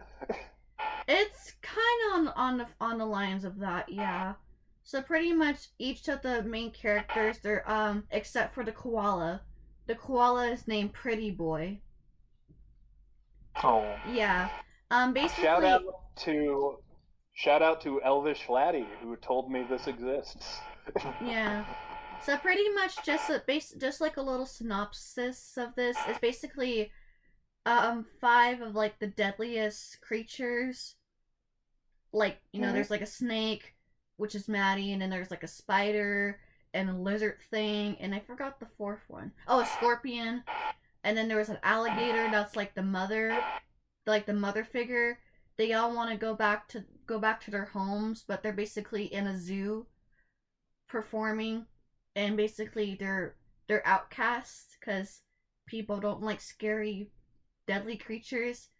and the koala character everyone loves. There's like even like 24-hour surveillance where you can watch the koala pretty boy do anything, use the bathroom, fall asleep, eat, play. So they want to go back to their home after the mom crocodile basically gets shipped back to Australia after almost killing a child unintentionally. Oh. Unintentionally, and Maddie wants to go back to remember her family, and the person and his son want to get them back to the zoo, and Pretty Boy basically comes along unintentionally because the scorpion stings him, and he has rabies now, and everyone hates him because he has rabies now. And then he gets replaced with the chipmunk, I think, or a squirrel. So basically, they want to get back. Yeah, basically they want to get back to the outback. They learn that everyone isn't always pretty. It's okay to be ugly. Basically that episode of SpongeBob SquarePants where SpongeBob has bad breath and he has like that "I'm ugly and I'm proud" moment. It's basically that. It might not be the thing that Elvish talked to me about, but it sounds similar because I learned through him that a lot of cartoons in Australia had a secret fucked up side to them. If the legends about Blinky Bill are true from him, but I gotta be real, I haven't seen this project. I know nothing about the snake. So I will default to my defaulted opinion about snakes, which is that they all suck and they're all bad. So put it as low or high as you want. I hate the fucker no matter what. Yeah, basically, like I said, basically the main theme is anyone, whether you're cute or deadly, don't judge a book by its cover. That's pretty much what it is. Yeah. Apparently, it's a great message. Unfortunately, the cover is a snake, so we can judge the cover. But they're a blue snake. Yeah. Well, with big eyes. Well, that's very cute. That's very adorable. Well, they're still a snake, Kneale, so they're still evil. You might not like this. Apparently, this snake, Maddie, she can kill 100 people in 10 seconds with her venom. You see, Jack? Proving my point over here. You can't trust the snake. I think if there's 100 of you in a small enough room that a snake can go around and bite all of you within 10 seconds, I think you fucked up before the snake came into that room. I don't know what was going on, but this room is that small and compact with 100 people in it that a snake can go around all 100 of you within 10 seconds. Now, you see, what you've just described, Jack, is my feelings about reptile rooms at zoos. I'm like, why are we doing this? Why are we creating this scenario? It's gonna go wrong one day. And it does, and the snake tries to escape. But it does. Well, I haven't seen the film, so I don't know if it bites anyone. All I've seen from this movie is like a promo clip of the sort of owner, Australian kind of Steve Irwin-esque character, animal wrangler, being really like doting on Maddie and like, oh, you're beautiful, people are gonna love you in the show, Sheila will be brilliant, and then Maddie, seemingly as a snake who hasn't had the details of the show explained to her because she is a snake, and as far as the humans are aware, without sentience, they do the show and he's like talking to the audience, oh, this deadly snake, it's scary, it's a snake, oh, it'll do this, oh, back in the box with you. And she's just really conflicted and doesn't like how she's being perceived. Yep, that's and pretty much much it. I felt bad for her in that scene. I haven't watched the film, but in that scene I'm like, oh no, Maddie. She's a very cute-looking snake. I thought you said there wasn't any cute-looking snakes, Kneale. Well, here's the thing. She is cute, and that's what's dangerous. Because everyone will be like, oh, she's cute, she's adorable. No, she's not. She's dangerous and she's gonna eat you. She'll kill you in 10 Ah. seconds, along with 99 other people. No, I think I mean, from what I have seen of this, I think I'd stick Maddie low C from just sheer ignorance of not having seen it. But 100% of what I have seen of this film, I liked. for me, Me and the other 100 Kneales are going to keep away from Maddie, so it's up to you guys on this one. I just watched the movie just so I can understand it. It's in my opinion, it's kind of run of the mill, kind of like your typical, S story. It's like an hour and a half. It's like, yep, plot here, plot there. Oh, pretty boy is arrogant little koala thing. Oh, now they make up. Oh, now he betrayed them. Oh, now he came back with the other koalas and all the other dangerous creatures to save Maddie from the Wrangler, which actually the Wrangler has an American accent, not an Australian accent. Oh, It's just for show. I'm disappointed. And all the stuff he talked about in his book, all fake.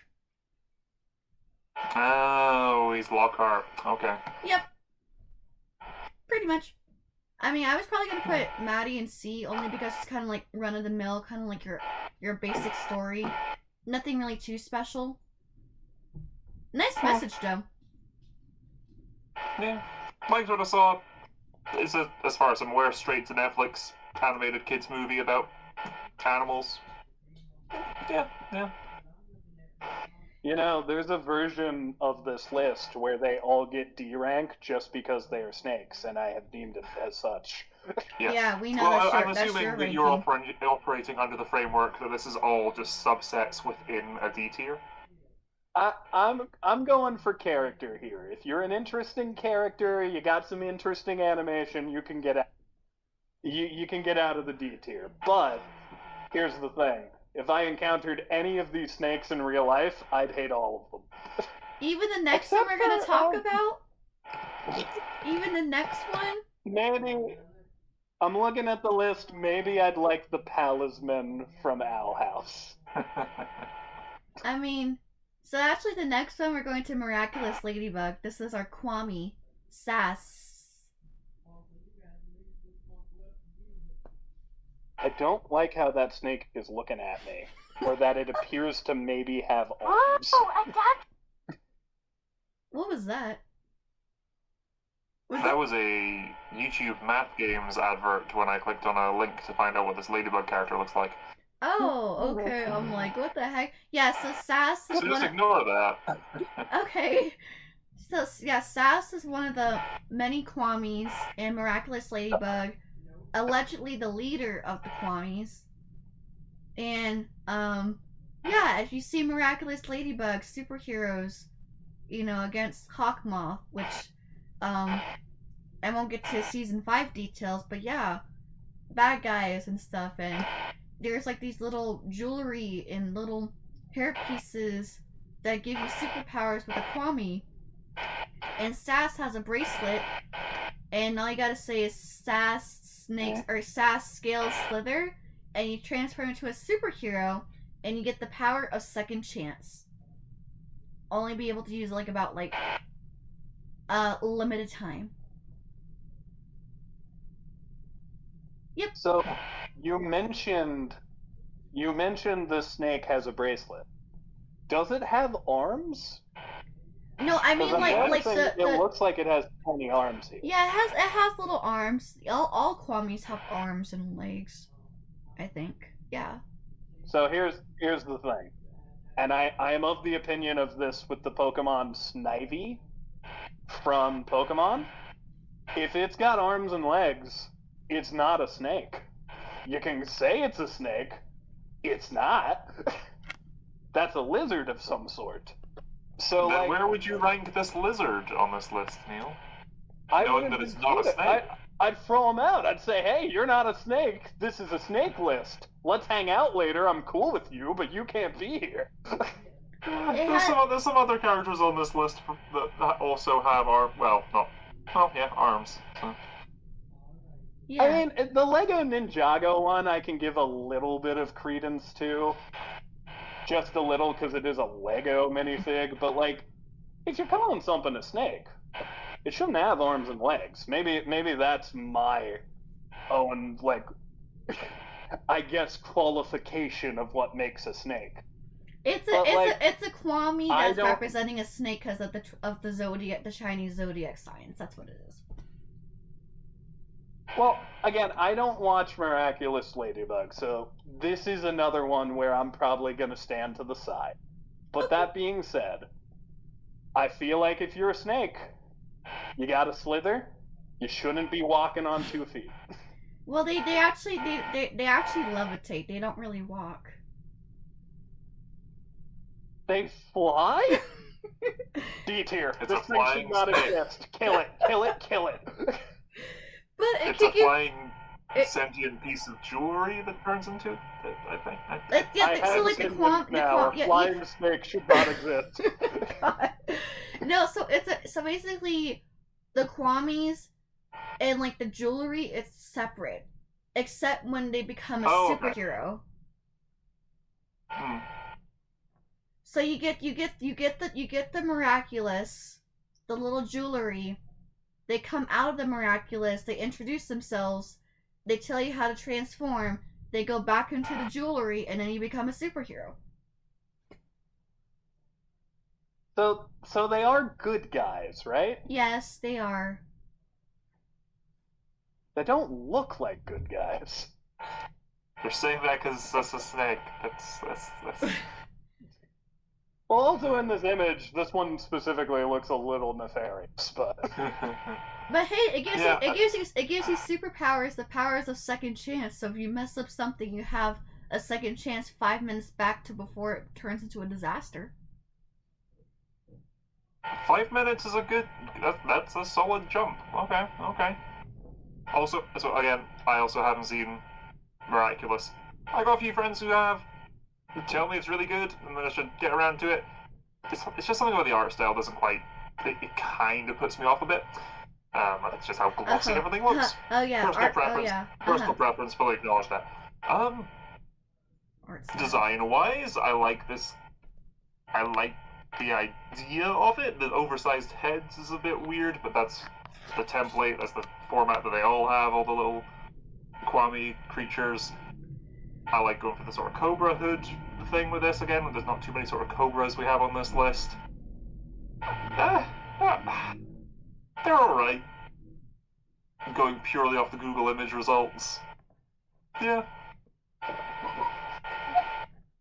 I also don't feel like I can really weigh in and rank this one because I have even less idea of who this character is than I did for Craig. It's okay. So like I said, he's not a main Kwame. It's mostly Tiki and Plaid because you know Ladybug, Cat Noir. The other ones are just kind of more like side characters. So Sass doesn't really get too much screen time unless he's needed to become a superhero. The wearer is Luca. So I probably might. Ooh, my mouse. Snake got my mouse. maybe a snake got it. I was gonna say your mouse has been eaten by a snake. I might put Sass probably in C, but like above Maddie. Oh. Yeah. I mean, I don't know Maddie either, so I'm fine with that. I refuse to let this thing get into S tier. A snake that can fly should not be praised. It should be destroyed. Okay, so we're gonna. I guess this is technically Disney Junior, so we're doing Ushari from the Lion Guard. I've not seen this show. This is another one I haven't seen, and just looking at the snake,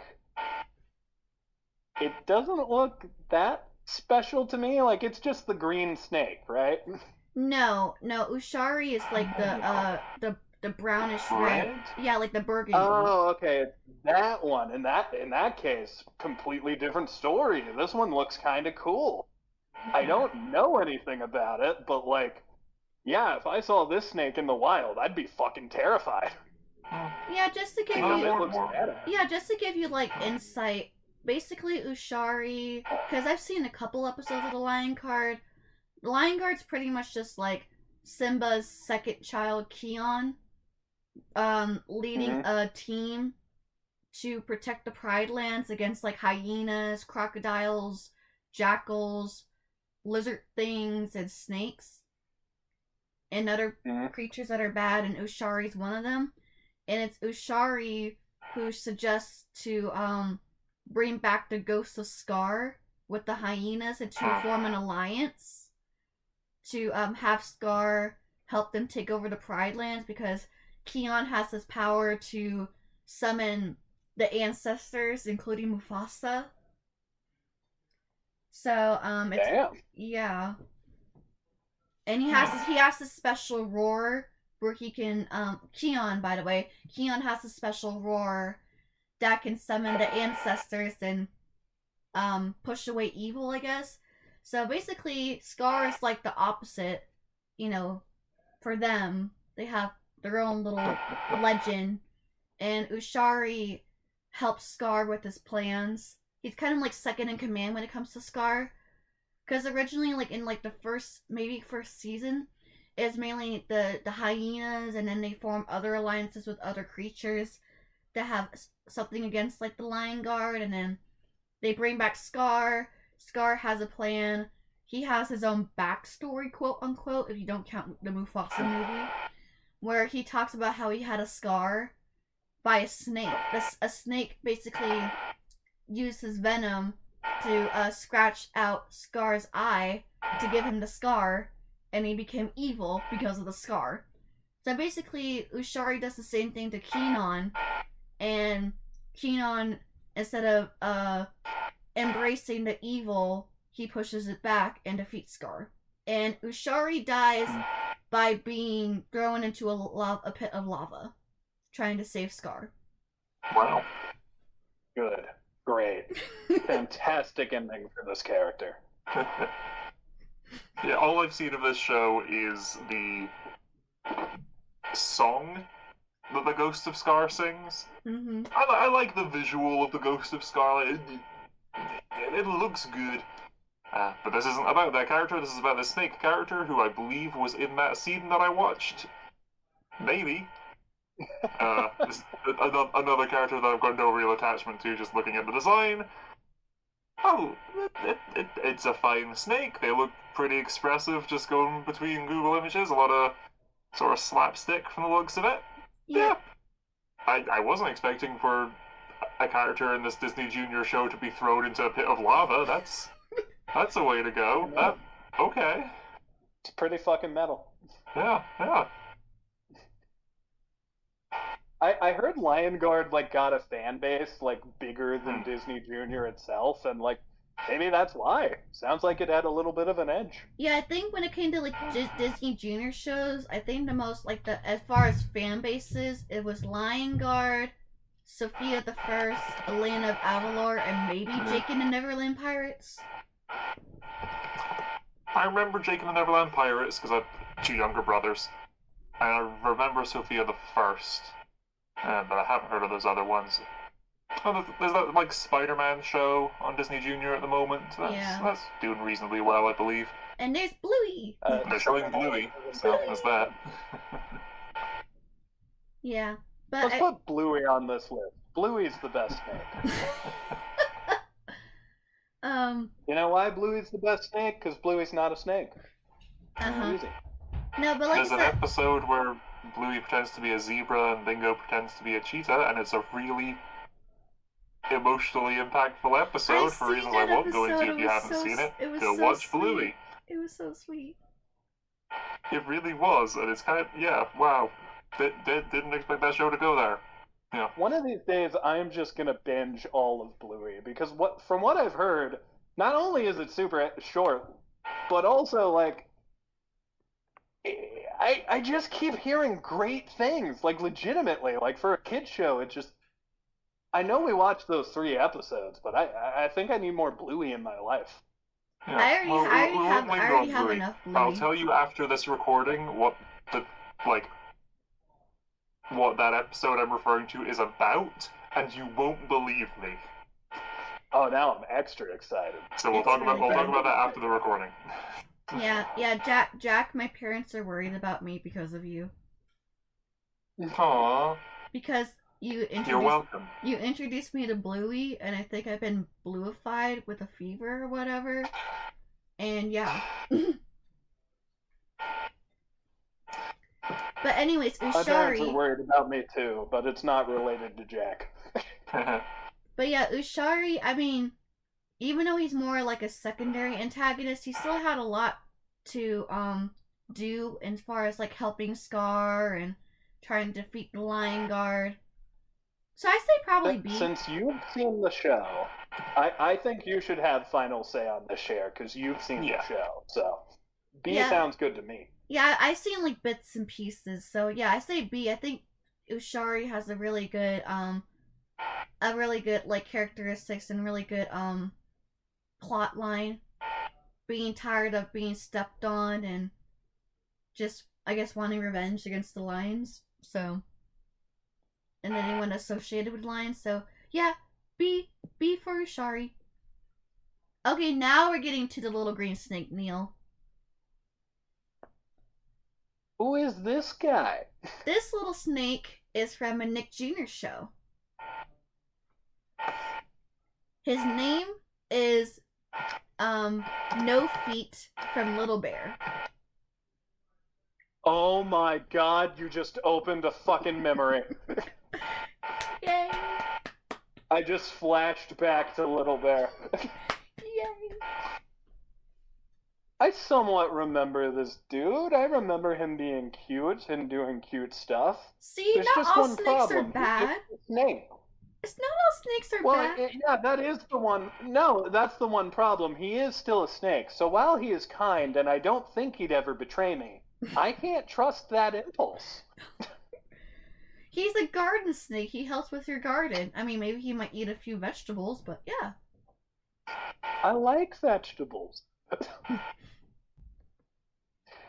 You know, give him a home in the garden, snake. You know, in the garden, and you know, he'll mind. Now I gotta be real. When you mentioned Little Bear, all of these characters came flooding back, and No Feet was a part of that. But I can't remember any plot that involved No Feet or any like character that No Feet had besides being a cute snake. Was there more to him?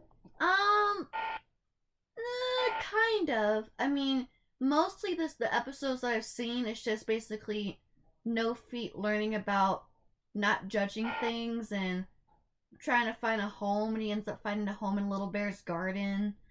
Yeah, just mostly just misunderstandings and learning that, you know, don't judge something. He was afraid that moles were going to eat him in one episode. Oh, that's adorable. He's slowly winning me over, but I can't. I simply can't. Yeah, he had a rivalry with the mole and thinking that the mole was gonna eat him in his garden or like the garden, whatever. And that he learned what caterpillars were and how they turn into butterflies. Yep. See, this is interesting because No Feet appears to be a snake that is not aware of how dangerous snakes are. So No Feet could become my man on the inside and help me take down the snakes as a whole. That being said, he still doesn't seem like that important of a character. I'd give him C tier. Okay. Yeah, this is another character in a show that I am not familiar with. It's Canadian. I like the. It's a very simple design. This looks like when you go to like a kid's toy shop and they have all their sort of stuffed animals, all the plushes. This is what the plush snakes always look like. The very tiny black sort of glassy eyes. Very, very simple, just two-tone green. It's appealing. I like how they look in an older sort of kids show. Yeah. I will say this. I think the thing that is endearing me most to the snake is just the fact that his name is No Feet, and I think that's hilarious. It feels like, again, knowing nothing about the show, that like the kid bear just was like, it's the thing with no feet, no feet. We just said now everyone just calls him No Feet. Yeah, I think I hope it's not like an insult like Scar, but Yeah, I think in one of the episodes when Little Bear does first meet No Feet, the reason why he had that name was because he's the one that gave it to himself. He gave himself the name No Feet after being hatched out of an egg. Which could fits in with Kneale's idea of a snake who doesn't know what a snake is necessarily. He's like, I have no feet. I am no feet. Yeah, like no Using feet, this and name, then like I will destroy the rest. yeah, see, No Feet's kind of cute. But I mean, as far as like character, It will make an excellent instrument of destruction. Oh, okay. But I think I might put him in like middle C. You know, he's cute. Doesn't really do much, but I like Little Bear. He is cute. I mean, I'll say this: if any of the snakes on this list get to be cute, it is No Feet. I mean, every now and then I would watch Little Bear just because of nostalgic purposes. So yeah.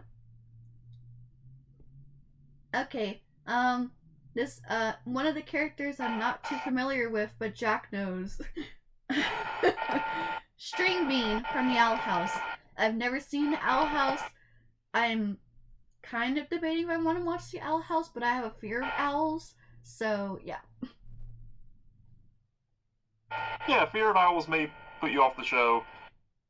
There's not a lot of owls in the show. It's like, here's a little wooden carving of an owl. It's like the end of my staff is my talisman. There's Hootie, who, yeah, even people who aren't scared of owls don't like Hootie. And then there's Ida, the owl lady, who sometimes looks more like an owl than others, and that's kind of it. But yeah, there are scary bits done with various characters, including some of the owl characters, and yeah. String Bean is a snake shifter. Basically, all witches, when they're going through their magical education in the world, will make a bond with a talisman, a little usually animal-looking wooden creature that is like animate and sentient and can help you as like a spellcasting focus and just in your life. And throughout the show, some characters get them earlier than others, and eventually lose the main character when getting to carve and learning wood carving. You can carve your talisman. What do you want it to be? And she is unique, and then she carves an egg and decides, I want them to decide what they want to be. And the egg hatches, and it's a snake shifter that can choose even still what it wants to be any given time, and just shapeshifts and is kind of versatile in that way. It's a cute design, String Bean. I like the sort of purple and black look, the green eyes. They don't have a ton of character. I think all the like kid characters get their talisman, their sidekick, their aid in like the last season. Well, yeah, there's only 2 seasons, but sort of halfway through the second season, and Lose Herself doesn't get String Bean until sort of the final stretch of episodes. It is towards the end. So they don't get a ton of screen time. They are kind of iconic for the show. When you see a lot of people drawing like Owl House fan art of sort of the main characters or cosplaying the main characters, people always include String Bean, but they don't do a ton, which I think is largely due to, for one, lack of screen time, for 2, because they cancelled the show so they had a lack of screen time, and for 3, fuck you Disney for cancelling this show. Jack pretty much summed up all my thoughts, especially at the end there. Yeah. I really want to like them, but there's just not much to them.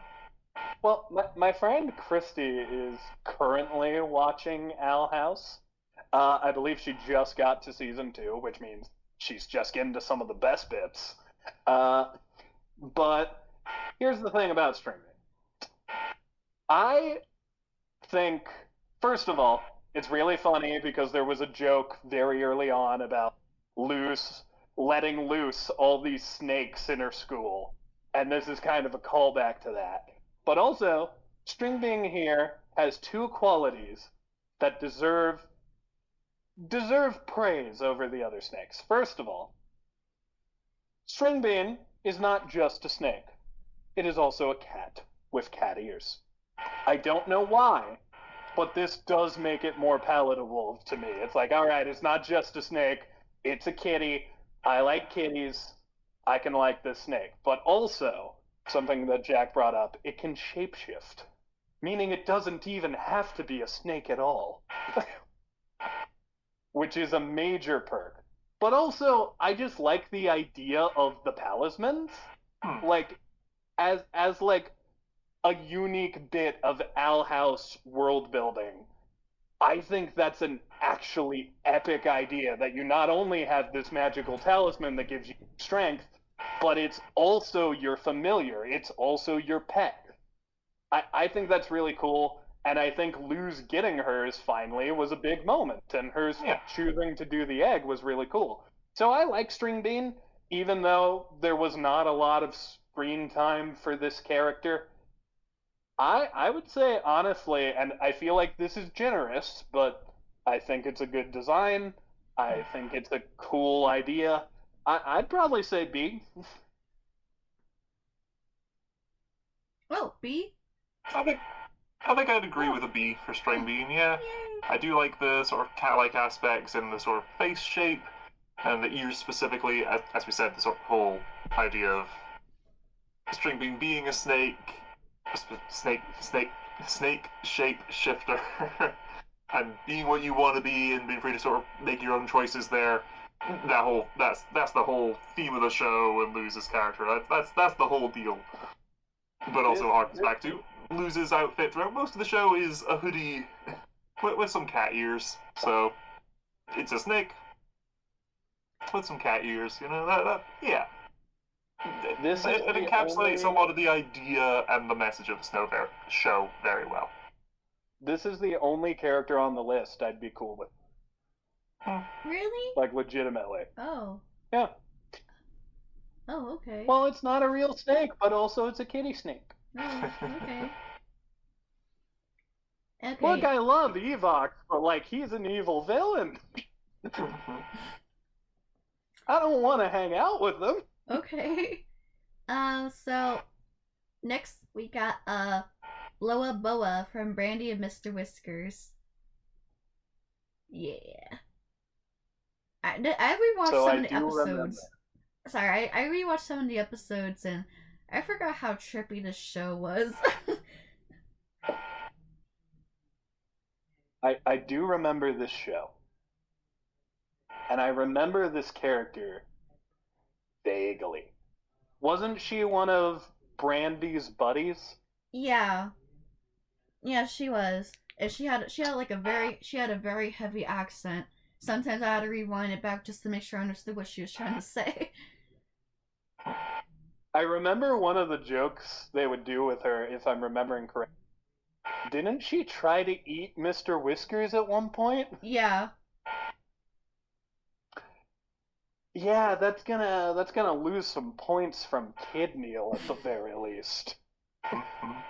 Yeah, I think at one point when they were trying to get away from like the lizard, the French lizard or whatever, and she demanded like, or I wouldn't say demand, she had Mr. Whiskers, like, you know, go inside her, like eat her, like yeah, her trusted friend. Yeah. Her trusted friend that she was slowly going to eat because you can't trust a snake.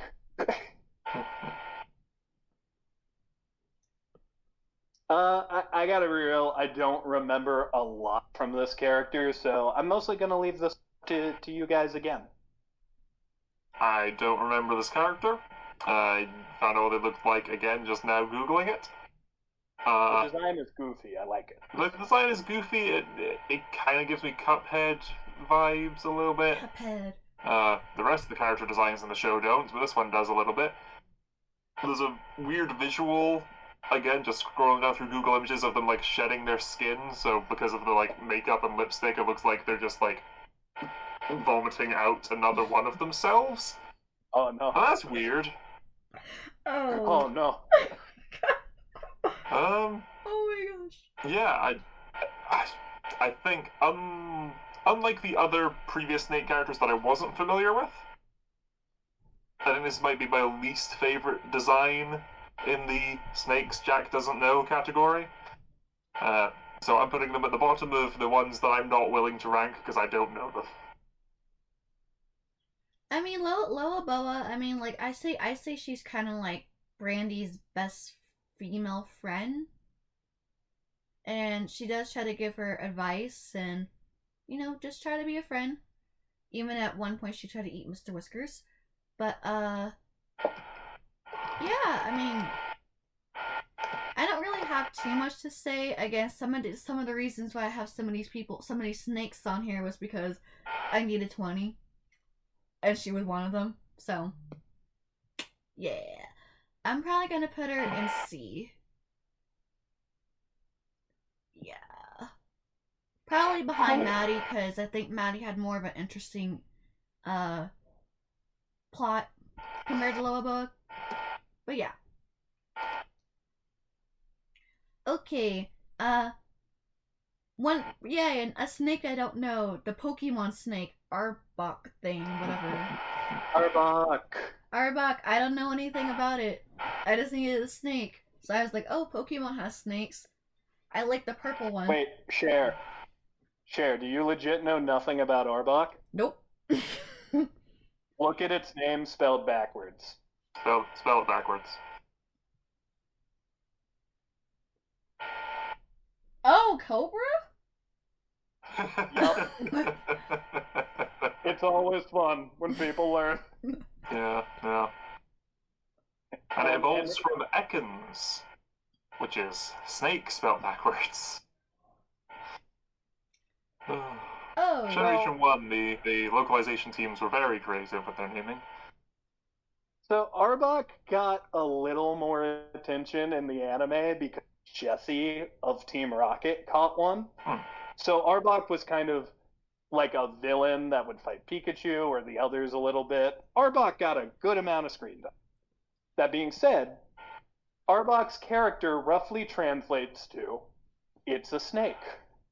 And we've already talked about my feelings about that. We don't talk about snakes. So I think we gotta base most of this one on design. And the way that Pokemon go is there's a couple extremes. Either A, you go completely all out with your Pokemon design and make them look like this neat mythical creature. Or B, it looks too similar to the real life thing where there's nothing to tell apart from it. I think Arbok is better than that because it's this big purple snake. There's not a lot of the snakes out there that are purple, although I do believe it's got this cool like symbol on its chest. I think it looks neat. I'd be down to give it a B if you guys want to give it a B, but that being said, it's just a snake. It doesn't have a ton going on, and it's not like some of the other characters on this list that actually had development and proper impact on the story. It's like, this is just a grunt. This is a grunt villain, and he's a cool looking grunt villain, but he's a grunt villain. I agree with Kneale. I think a lot of these were going by sort of TV shows and movies, so yeah, let's go with specifically Jesse's Arbok from the show. It's an older anime, so there's lots of fun over-the-top expressions that Arbok has when they're getting beaten up sometimes. It is one of the weaker snake Pokemon design-wise. It is just a big purple hooded snake. I do like, as Kneale was saying, the sort of symbol on the hood. it is meant to be sort of a big scary face with big red eyes. So that's sort of going into the whole snakes like intimidating idea, and a lot of real life snakes with the hood have sort of an eye like pattern on that for intimidation. So I like, oh, let's stylize that and make it like a over the top, goofy, evil face. And they're purple because they're poison type. Because poison is purple. They both start with the letter P. Yeah, it's simple. It's simple. It works. Not much to them as a character. I think there's only... I know there's like one episode where Meowth just like has just a chat with Coughing and Arbok at one point.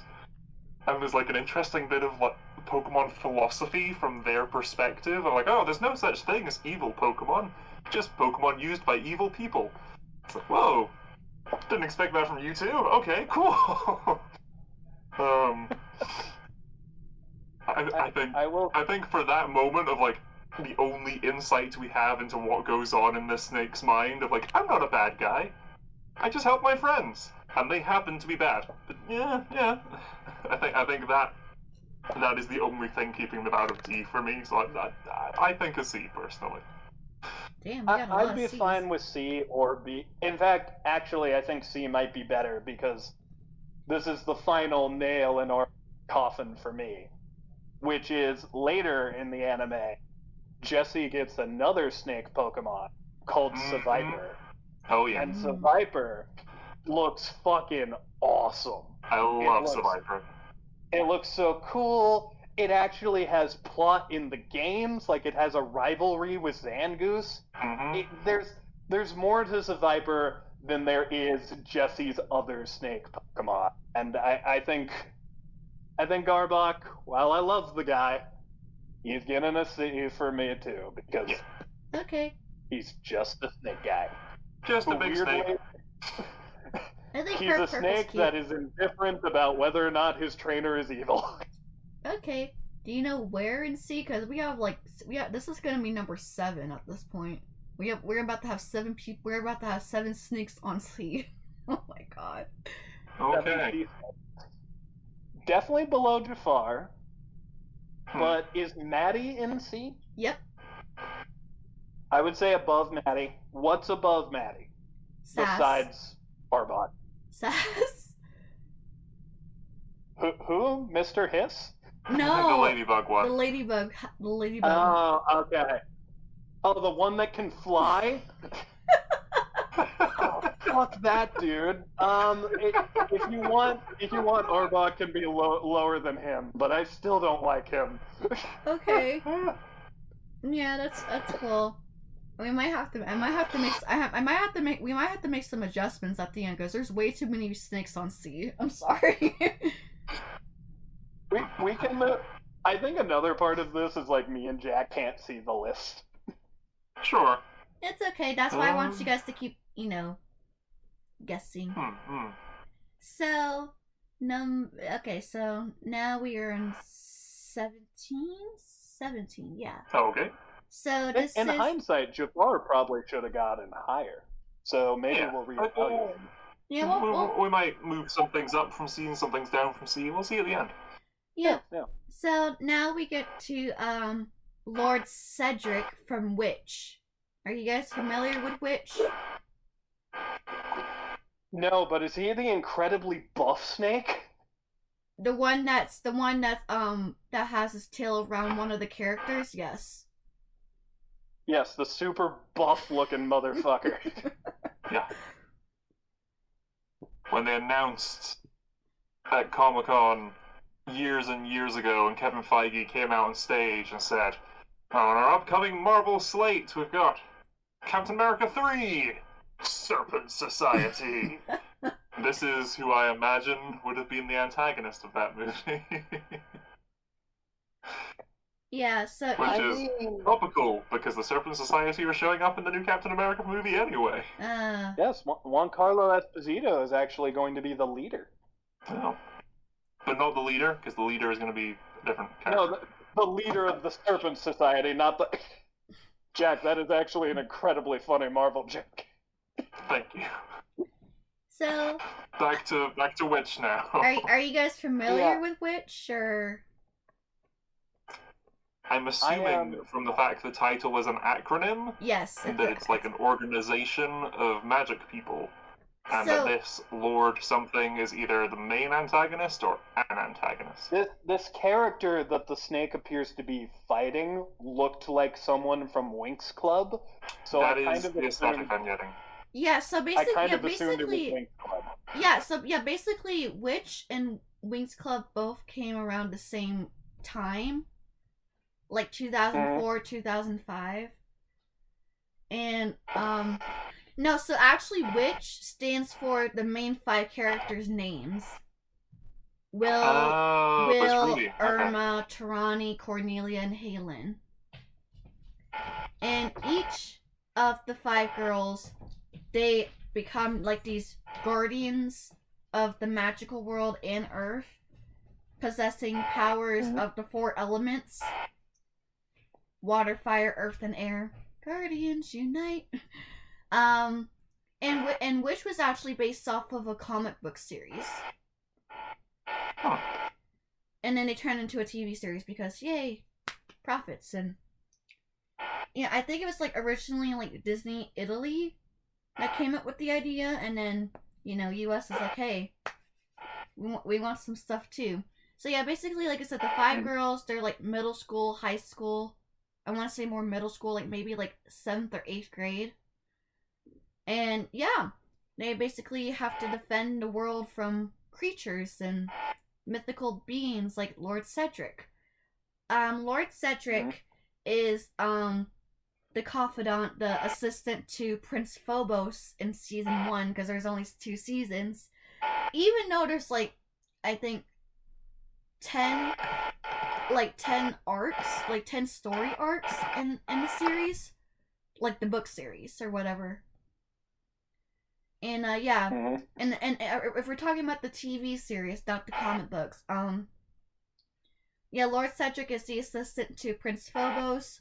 He rules Meridian, and he knows he finds out that he has a little sister that could prevent him from ruling. So he has Cedric go find her. Her name is Elion, and basically Cedric manipulates Elion by saying that the witch guardians, they lied to her about their identity and her identity because she didn't know that she was a princess. And then she basically betrays them when, you know, obviously, you know, lying about identity and stuff. She's reunited with her brother, but her brother wants her powers. And Cedric is in all of it, trying to conquer Meridian for Prince Phobos. And he has a human side to him.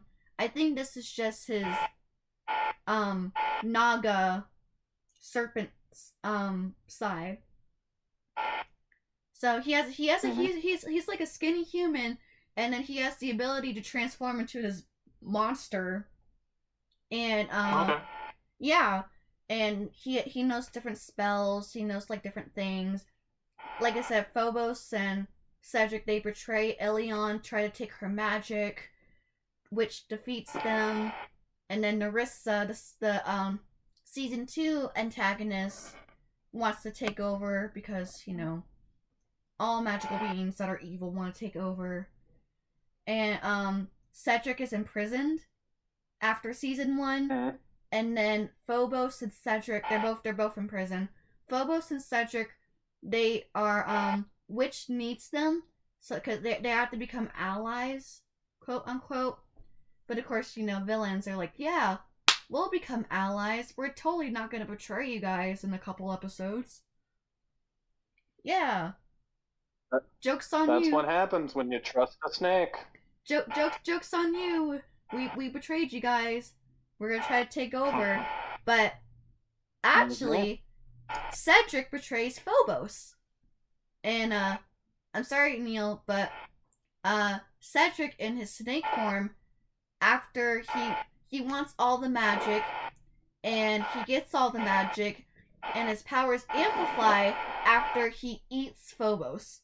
He eats him and swallows him, basically getting his powers, becoming the most powerful being, and now Witch has to defeat Cedric using their powers: water, fire, earth, and air, and quintessence, which is lightning. And yeah, in their elemental forms, they basically defeat Cedric, and he's defeated. That's pretty much it. Yep. So by the end of the show, Cedric is the big bad? It's him and Narissa. I see. I don't know who she is. But here's the thing. I'm looking at this image of Cedric, and I have a very important question, and this will affect his ranking. Is he voiced by Arnold Schwarzenegger? No. Okay, that's going to deduct him a couple points. Another thing that's going to deduct him a few points is, once again, we got a snake with arms. This snake has arms. Well, technically, arms. he's a sorcerer. He could. This is his transformation. He has the ability to transform into this serpent. Does he have a form where he has no arms? No, he has arms. He's like a naga. I don't know. If you got arms, you're not really a snake. Are you familiar with nagas? Kind of, yeah. I know there's been a lot of different versions of nagas. I know Yon T, or that might be pronounced Yon Tai, from D&D are essentially snake people, and they kind of get the option of whether or not they have like snake bodies or human bodies. I'll say he can be like a centaur snake with his arms, so I'll give it to him, but like just barely. Okay. Okay. That being said, this guy looks cool. Sounds like he was crafty and was doing some shenanigans during the plot.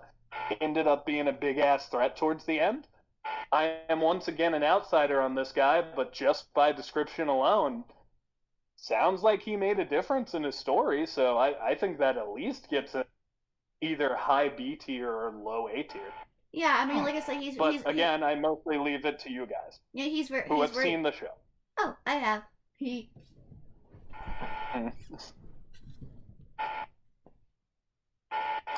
Yeah, haven't seen the show. I like the design. It is one of the way more detailed of any of the characters we have on this list, just design-wise, because they are such a different build and physique than any of the other snakes on this list. Haven't seen the show at all, so I'm not familiar with the character. I don't know how they move or anything in practice, so I'm gonna also have to leave this just to you, Sher. Oh, okay. I do like them. I like them more than actually. It's very different, but I think I like them on par with No Legs. Oh, No Feet? No Feet, yeah. For very different reasons. But I think if I was making a tier list, going purely off the vibe I get looking at them, I think I like both of them an equal amount, but for again different reasons. No worries. This guy does look scary too, which is a good accomplishment. Yeah, and I think like when he's in a snake form, he kind of changes his voice a little bit to sound more threatening. Cause he's mainly like a sorcerer. He's mainly like human, but he has the ability to transform into this beast. And yeah, he's very manipulative, very cunning.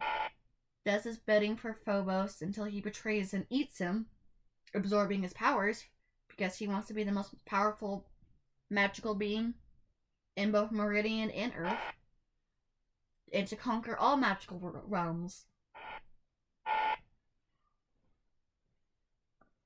So, just for nostalgic base, because I really love Witch, I was more of a Witch fan compared to Winx Club, but I started getting into Winx Club in like the early 2010s. But I love Witch. It's probably one of my favorites. It's kind of dark. It's kind of dark and twisted, because I know I watched the US version. I think it's either Canadian or it might be UK. It's definitely outside of the U.S., but I watched the U.S. version. We did have it over here, Winx Club, but I personally didn't watch it. Oh, I was talking about Witch. Oh, never heard of this one before, so we might have had it. Don't know. Oh, it's okay. Yeah, but I'm gonna put him in A just because of nostalgic factors, and I think he's really intimidating, and he has a lot of character growth, kind of becoming like from like this secondary antagonist assistant to the first antagonist to basically betraying and trying to conquer for his own personal gain and greed. So yeah. It's reminding me of Starscream from Transformers a bit. Yep. That's what I'm getting here. Okay. Yay, let's get into Legos. Pythor P. Chumsworth. Ninjago. Hashtag definitely a real name. So I remember this guy from the show.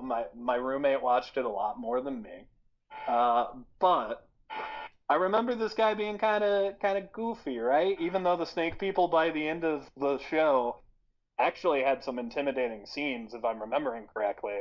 But didn't this guy have some goofy stuff going on? They all kind of did, just by the nature of the show.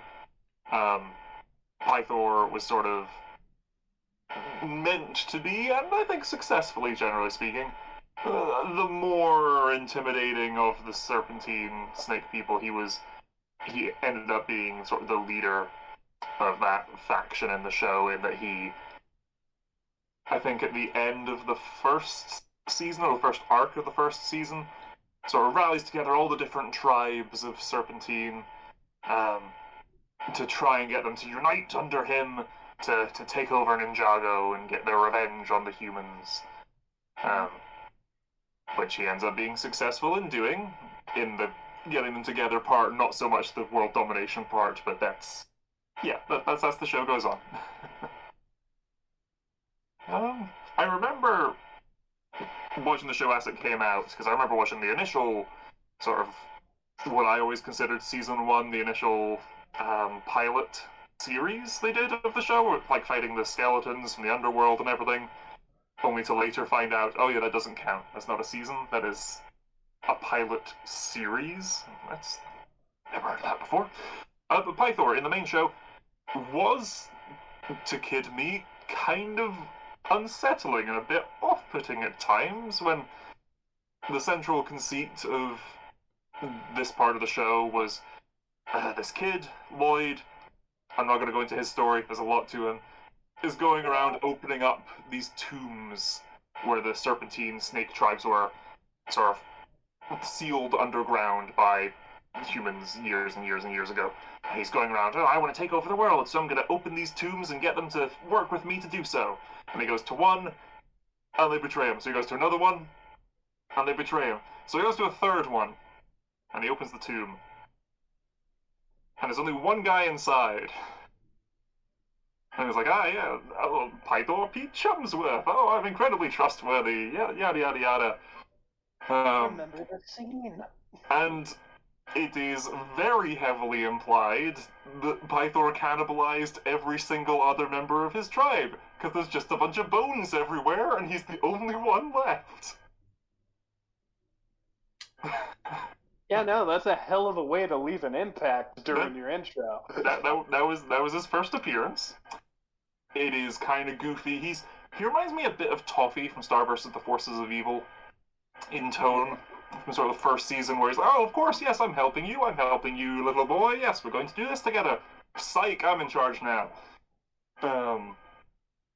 Pythor, I think, in my head, he sticks out having two particularly strong moments of characterization for me, where the heroes, after the Serpentine have all united under him, are now going around, the villains are trying to collect these pieces to awaken the Great Devourer, a giant, basilisk-like creature to go around and use that to eat everyone, because it's the Great Devourer, it will devour everything. So we're going to awaken it by gathering these artifacts. So the ninja are going around gathering these artifacts to try and get them before them. And they succeed, and the ninja have them all. And we did it. But an episode ends with them celebrating on their flying ship, and they reveal that, oh, Pythor's on board.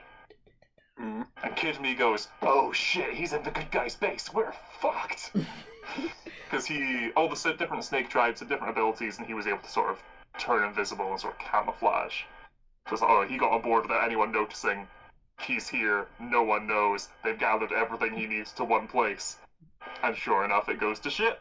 He ends up awakening the Great Devourer in a really cool reveal in the show. In the central serpentine sort of ancient desert city, right in the center there's a big snake statue. And they've gathered these artifacts, which are the fangs of the statue. So he goes up it, puts the fangs in, goes down, and everything starts shaking, and he's waiting for the statue to wake up. Then it crumbles apart. And he's like, oh, what's going on? What's going on? And he's captured the sensei, and he's brought the ninja sensei with him. And then the ground below them starts collapsing. And then this massive kaiju snake comes up, several times bigger than the statue. And Pythor's like, oh no, I fucked up, and tries to run away. And the sensei, grabs him and says, no, you're gonna face the consequences of your actions, and they both get eaten. Down the line, it's revealed they both survived that. When the snake is defeated, they both got out. Pythor was partially dissolved by the stomach acid and is now, bleached white, and it's a cool alternate design. Whoa. But it's that in my head, it's like, yes, he was really intimidating whenever he showed up, because, while being kind of goofy, he was well portrayed by the show to be an intelligent threat, which is different from, a lot of the other antagonists in the show, even in, later seasons, where it's, oh, this powerful master of air, this powerful person who can do this. Pythor was never portrayed as an amazing fighter. It was his manipulation and tactics that made him cool. But then also, it turns out he was kind of narrow-minded and didn't necessarily think every detail through. When the text says it's going to eat everything, that means it's going to eat everything. He was a bit set in his ways and flawed in that way. Shows up in future seasons as an antagonist and teams up with the heroes, and is then an antagonist, sort of flip-flops a bit. I didn't watch all of Ninjago. I think it's still going. This is a very long-running series. But Pythor, in his initial run, I really like. I would push for him to be in an S, but I'm very aware that is a lot of childhood bias there. I'm sure if I rewatched the show, I'd acknowledge just how dumb so much of it is. Here's a snake that can bite metal and turn it into other snakes. It was weird. I think he sounds like a very crafty and manipulative villain, though. I like that you were able to bring up some of his best moments, very immediately. I don't know much, so I'm gonna be real. Based on what I've learned about this character today, I would say B, but given that you think he deserves S, Jack, I'm willing to compromise and say an A. What do you think? Yeah, I'd take an A for Pythor. P. Chumsworth. I don't think we ever find out what his actual last name is, but he's trying to trick a child into thinking he's trustworthy, so he's like, ah, yes, Chumsworth. I don't know. I didn't finish watching Ninjago. I didn't even know that he turned white. Yeah. I totally forgot about that. But yeah, I don't know. I like him. He's charming. Got that British vibe, you know. Yeah. It's kind of cool. Very. I was double checking who voiced him and what else they've done. It's Michael Dobson, who does a lot of incidental voices for various things. The biggest sort of other role he's got is he does Ultron in a lot of animated stuff. And a lot of smaller roles in anime and other movies. Was he Ultron in Earth's Mightiest Heroes? Because that dude had an intimidating voice. Let me see. I'll have a look. Yeah, I mean, I don't know. I was actually watching like a scene pack of Pythor and just him being kind of like a bit of a drama queen at times. I think someone said in the comments like their favorite line was like, "Get your hands off of me." I don't know why. I find that so funny. It's like, I'm at this talent show. Oh yeah, I'm totally this person. I did not eat and swallow a person. Yeah. He just turns up to like host the talent show. With just a beard. And like, you don't look anything like your profile picture. With like a fake beard that's obviously hanging much lower than his chin. I don't know. I kind of unironically one of the best episodes of that show. I kind of want to put him in A just because of nostalgic purposes, because I thought he was kind of funny. Yeah. Sure. I'm game with A. Yeah. I barely remember this dude, I'll be honest, but I liked Ninjago when I was a kid. Tom Kane was the voice of Ultron in Earth's Mightiest Heroes. Different person, different Ultron. Gotcha. Tom Kane. Yeah. Oh. Him. Admiral Wolf Yularen. Yeah. Him, Professor Utonium. Oh, I miss him. Yeah. Amazing voice. Yeah. Okay, Kneale. Are you ready for your hot take? My hot take? Yeah. Sure, I'm ready. I thought I gave my hot takes, but I'm ready. Yeah, we're gonna do Evox / Venjix. Power Rangers. So, look, in order for me to tell you, he's from Power Rangers Beast Morphers, and I do like Evox, but there's a problem with him.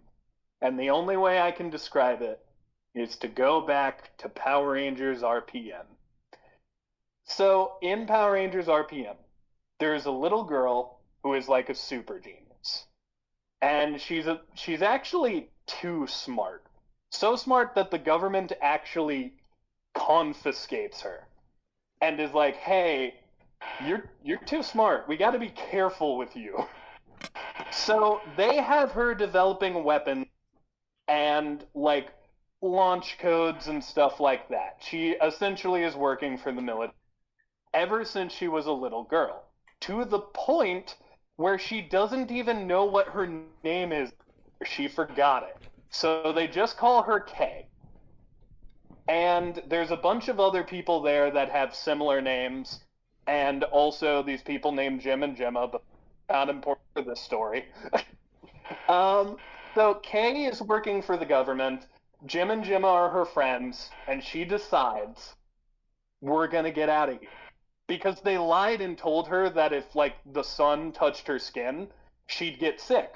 But one day a window opens, turns out that's not true. So she starts developing this computer virus that is going to infect the military people's computers and essentially give her a way out. The problem is, she's too smart. She makes it a little too well, and this virus goes on to infect every computer in the world. RPM is the Power Rangers story that starts with the Power Rangers essentially. This computer program, now known as Vinjex, takes over the whole world except for one city called and the entire plot of RPM is Vinjex, the virus, trying to destroy the last city because it's the last one. He's literally just trying to genocide all humans. And he has these facilities where he captures people, cuts off their limbs, and replaces them with robot parts so later he can mind control. RPM is the most adult season of Power Rangers. Yeah. So the plot happens. At this point, Vinjex has appeared in several different bodies because he's a virus, he's just putting himself in different. They insert a virus into Vinjex that makes it where he no longer this final body. So the Rangers are fighting him, they're getting all up and personal, and they end up defeating him. Now here's the thing. He couldn't put himself in other tech because it limited his range. But he was able to put himself in a Power Rangers morpher. And that morpher was put in a box, and later, this is where we start getting closer to Evox, was sent to another dimension. Now we can talk about Beast Morphers. And Beast Morphers, there is this snake-like computer virus that just is hanging out at Ranger Base. Because one of the main Rangers mixed the morpher that they got from the other dimension. Like, the other Rangers are like, right? So, this facility is essentially making tech and also this power source for Rangers. That's why they got this morpher. This guy named Nathan experiments on it with snake DNA. Don't ask me why, he just does. And it ends up creating Evox, which is a lesser version of Vinjex, but he is still a new form of Vinjex, which is why I needed to tell you who Vinjex was. So, here's the thing. We are here to rate Evox, not Vinjex. If we were rating Vinjex today, he might just beat Rattlesnake Jake in terms of villainy. But Evox is essentially Vinjex, but lamer. He can't do as much cool stuff. He has a couple robots at his, command. They are his soldiers. He does not destroy nearly as much as he did as Vinjex. And then towards the end, he's taken out. It's a big deal. It takes a lot to take him out. But he's taken out kind of unceremoniously. So, I would say that for this character, and by the way, he's barely ever in that snake form. He becomes a robot very quickly. So it's more like the snake design is... Well... Like in Age of Ultron, how Ultron and Jarvis portray themselves as big spheres. Digitally he's a snake, but he possesses robot bodies. Yeah, it's a little more than I'm probably making it sound. He appears a lot in the first season of Beast Morphers, but after that, he kind of gets a body, and then we never see the snake form again. Okay. And he's more so a virus-themed villain. I'm gonna be real, not much of his character has to do with being a snake. Except for the fact that he's kind of sneaky and hiding in the shadows. Like, he takes the form of one of the Rangers' dads at one to manipulate things, because that dad also happens to be a mayor. But, yeah, I think Evox is a good idea, and speaking as someone who watched Power Rangers RPM and saw that morpher glowing and knew that Vinjex was still alive, I'm very happy that they followed up on it and didn't just leave it to mystery. But that being said, I wouldn't even put Evox very high on a Power Rangers list, let alone a snake list. So, I think if we're being generous, we can give him B, but my heart says C. Okay. I like me some Power Rangers. I haven't seen all of Power Rangers. I've barely scratched the total amount of Power Rangers there is to consume. These are 2 seasons of it I have not seen. Mm-hmm. But no, they sounded like initially a very intimidating villain. I absolutely adore the idea of we've defeated him, we've trapped him, and tossed that into another dimension. Yay, job done. And then you're watching another show set in that other dimension and they have this item. That's really cool. I love that idea. But that the character we're talking about specifically here is, and do correct me if I'm wrong, he's been beaten and significantly weakened version of a cool character. Yeah, and on top of it, fucking, they don't even reveal his connection to Vinjex till, like, the very end. Like, there's 2 episodes left when you realize he's Vinjex. Okay, but if you'd seen the previous thing, you would know that because you recognize the Morpher. No, they don't show the Morpher or establish that it's part of it until that episode either. However, the one really big compliment I will give Beast Morpher how they handle the Vinjex situation is, you remember Dr. K? Yeah. She shows up in the show and essentially says to this new kid who is also a doctor, who also experimented on this Morpher and ended up creating another version of Vinjex, she kind of ends up, like, helping him deal with that a lot quicker than she did in the show. Like, you can see her development and how far she's come as, like, a person when she helps.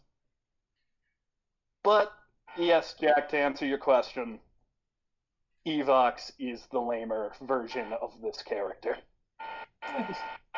Well, I like the big snake design. I do like the over-the-top, just again, Google images, sort of Power Ranger designs of the guys in suits and the costumes. It all looks cool.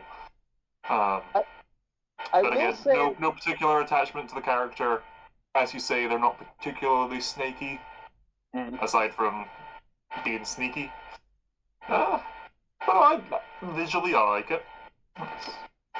I will say it's set up a little bit because they establish, oh yeah, the Rangers have been sending morphers and stuff to this facility, but you don't see the RPM morpher specifically, so it's one of those things where it's like, it could be, and fans were predicting it, but honestly, the twist itself is pretty good, and the build-up to it is, like, good storytelling, but, like, ultimately, if we're judging the snake, he's just not that cool. He's good, but nowhere near Power Rangers' best. Yeah, I've only seen a couple episodes of Beast Morphers, because I was kind of thrown off with the actor with, like, Ninja Steel, and then I was like, yeah, okay. And then, like, Beast Morphers. Yeah, I did not like Ninja Steel. Yeah. I like Dino Charge. That was probably my favorite of the Neo Saban era, but yeah. I think of the Neo Saban era, Dino Charge is probably the best one.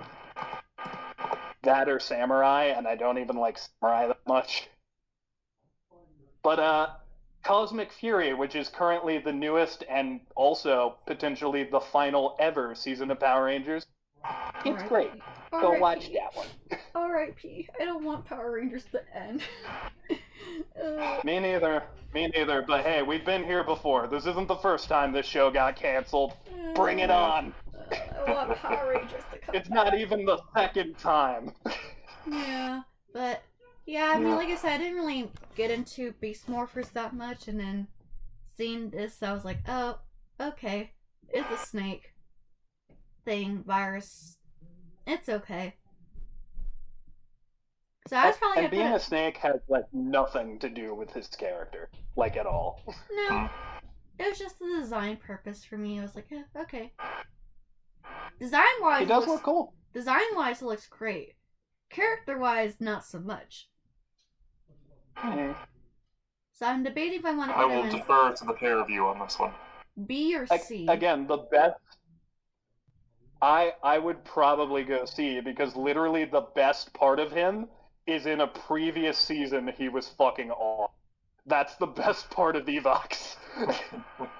Okay. Yeah, I put him in C. Alright, are you guys ready for the final one? Or two? Yeah. One more snake. Actually, or two more snakes, maybe. Possibly two.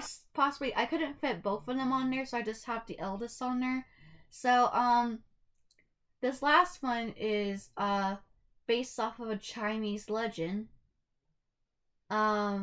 Where it's about, have you guys heard of the tale of the white snake? The white and green snake? I have Off the not. top of my head.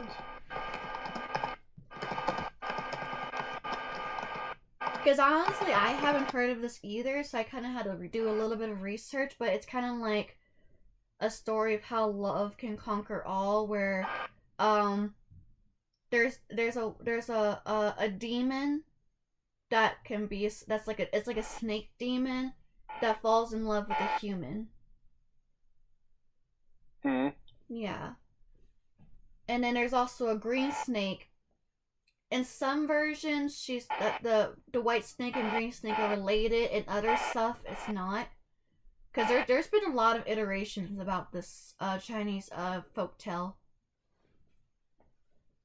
But the one we're talking about is I think it's called is it Legend of the White Snake? Hold on, I gotta look it up.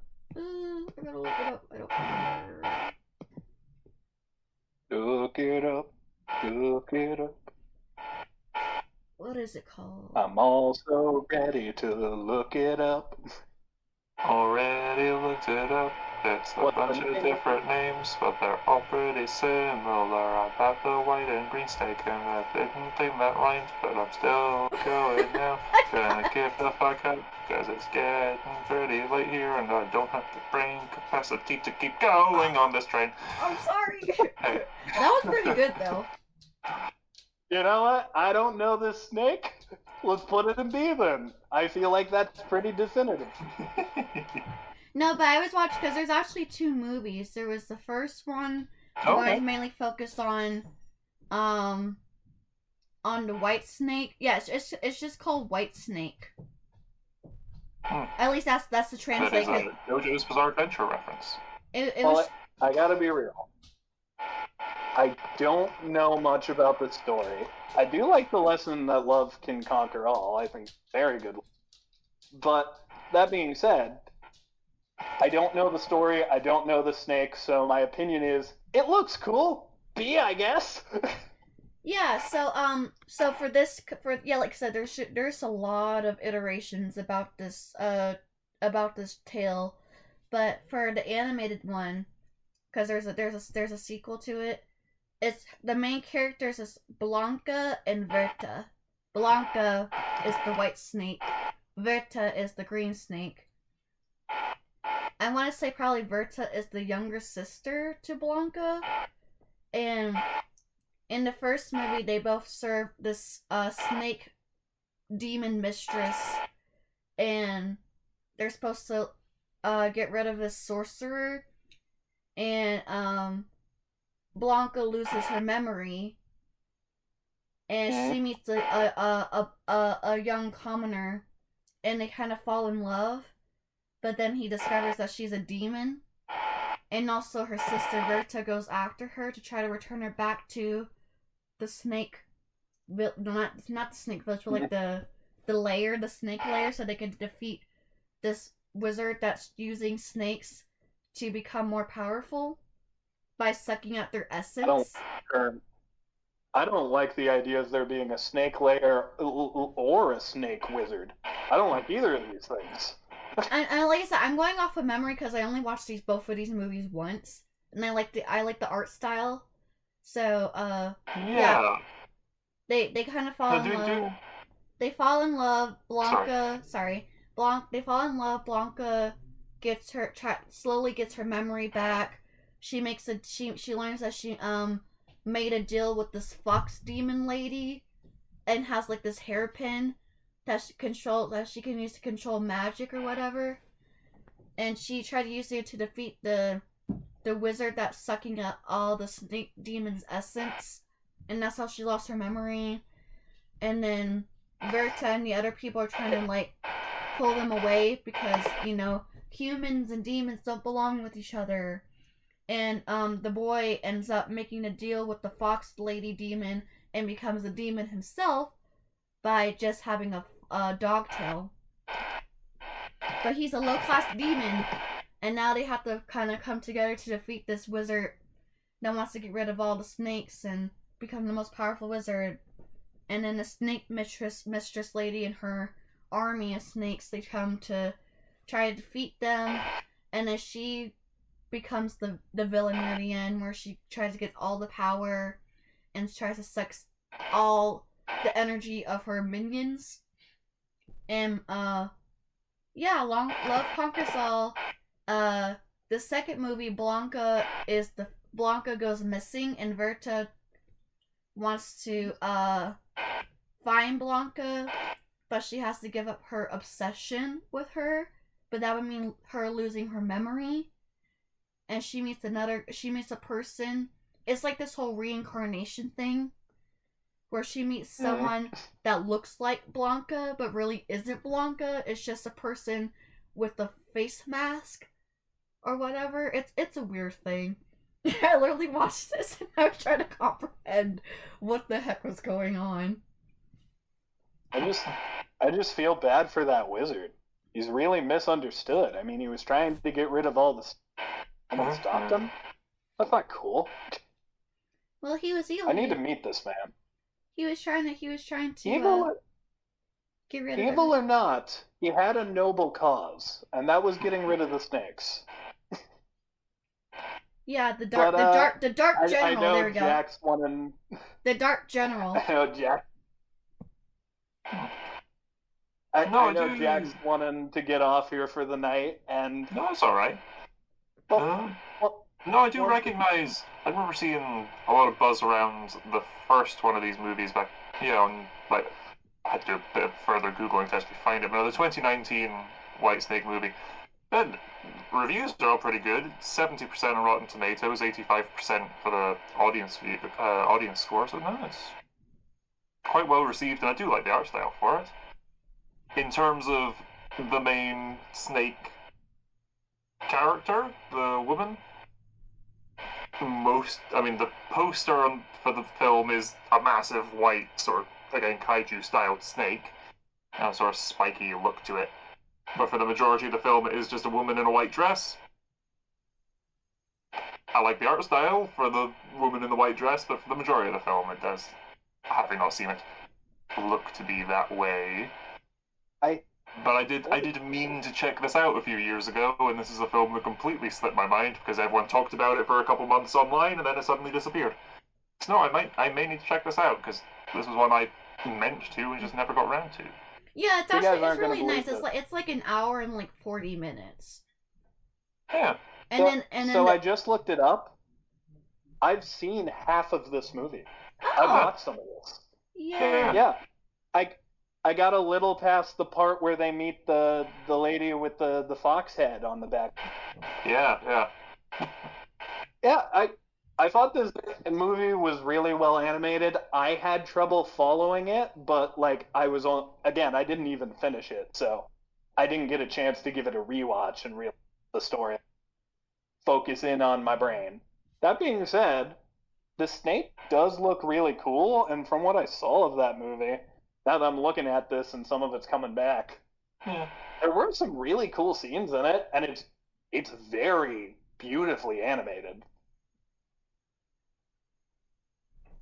That's about all I have to say about it, though. I don't remember much of the snake themselves.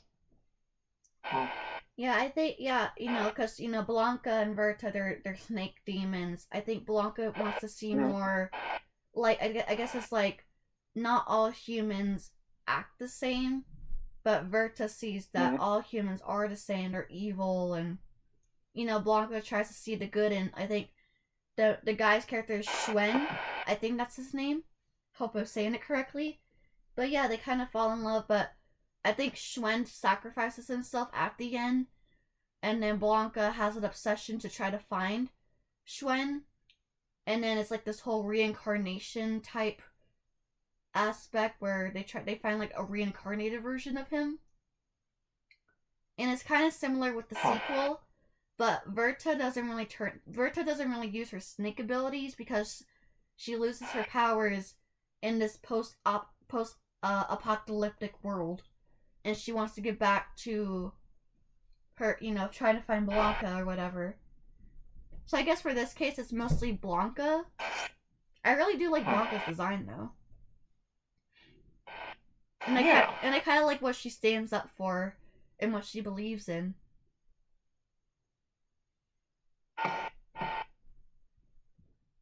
So it's very cool looking. I have not seen the film. I remember a lot of buzz around it, but I haven't seen it, so I'm gonna abstain again this round. But endeavor to actually check it out later this week.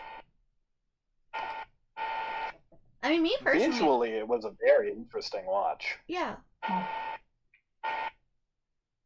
I just think the only problem is I think the story was a little bit convoluted. It kind of got a little confusing. But like I said, the character, I like her. She looks gorgeous, especially in her snake form. Wouldn't it be so funny if we do this tier list and then Jack watches the movie and then is like, do it again, we gotta put him in ass. Yeah, like I said, mainly because I know there's two films, but mainly we're just going to talk about the first one. Because at least that mainly has the snake in it. And like I said, I think I kind of like Blanca over Verta, but, you know. So where would you rank it then, Cher? As the one who has seen the movie, you have most say here. Yeah, I've seen the movie once, so I'm trying to go off based off of memory. But I liked it. That's once more than myself or Kneale, so you have the floor. That's a half more than me, actually.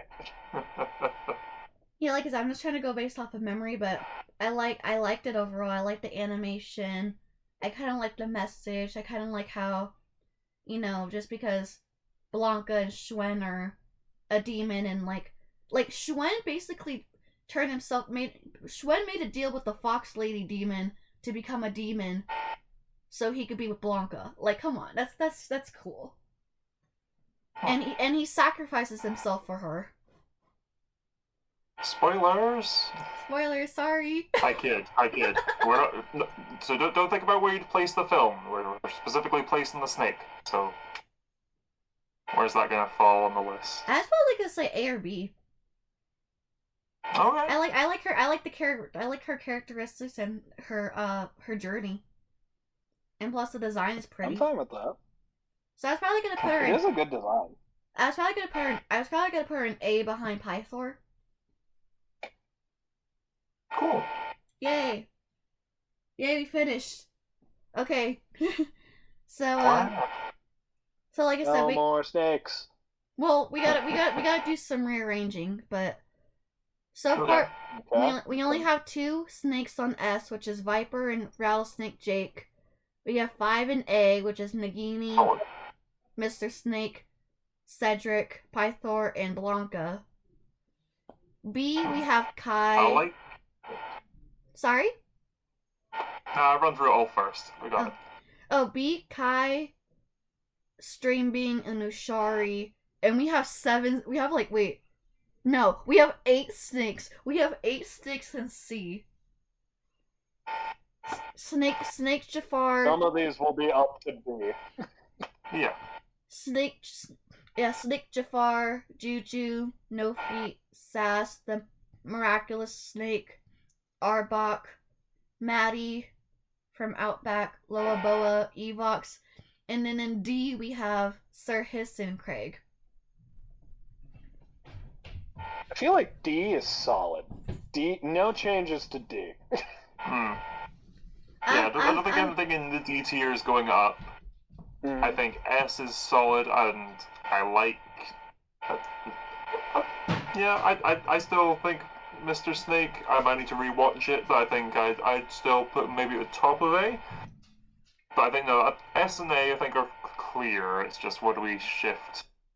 Oh, I already shift Jafar and B. Yeah, I was thinking that. Yeah, I feel like that's right. So who is currently in the front on C? Juju. I don't think Juju needs to go up to B.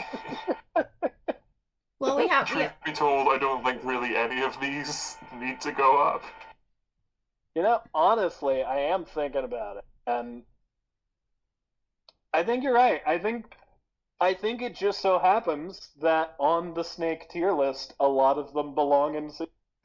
We got a lot of C tier snakes hanging around in our media. Oh, did you guys want to move Nagini into S, or is she fine with A? I think she's fine in A. Well, let's think about this, because we were talking about moving things. Let's think about this just a little. Okay. Kill Snape, and even though like technically it was Voldemort that killed Snape, it was still like a fucked up scene. Just watching him like flinch as the snake's moving in the silhouette thing.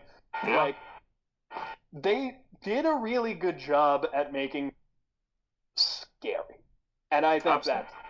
that's worth thinking about with the S question. She's a useful plot device. She's not really a character. Thinking about all that, I don't think she should go to S because, simply put, Rattlesnake Jack and Viper are characters. Nagini is a plot device. A good plot device that has some really good action scenes. Like, seriously, I think this snake gets more to do in some of the movies than Ron.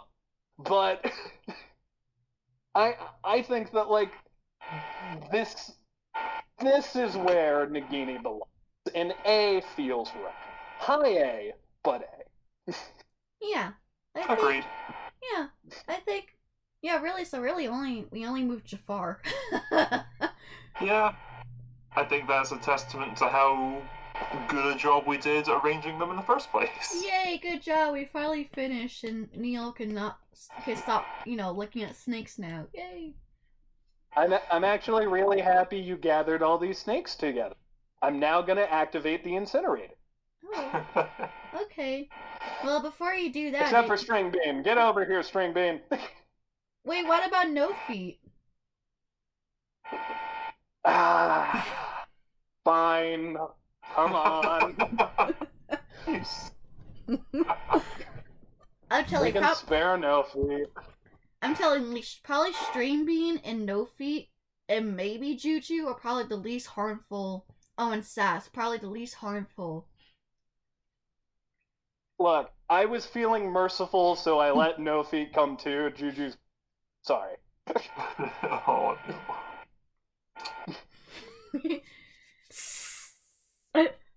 So, yep, that's the tier list. God, if we didn't have like freaking technical difficulties, we probably would have went through this faster.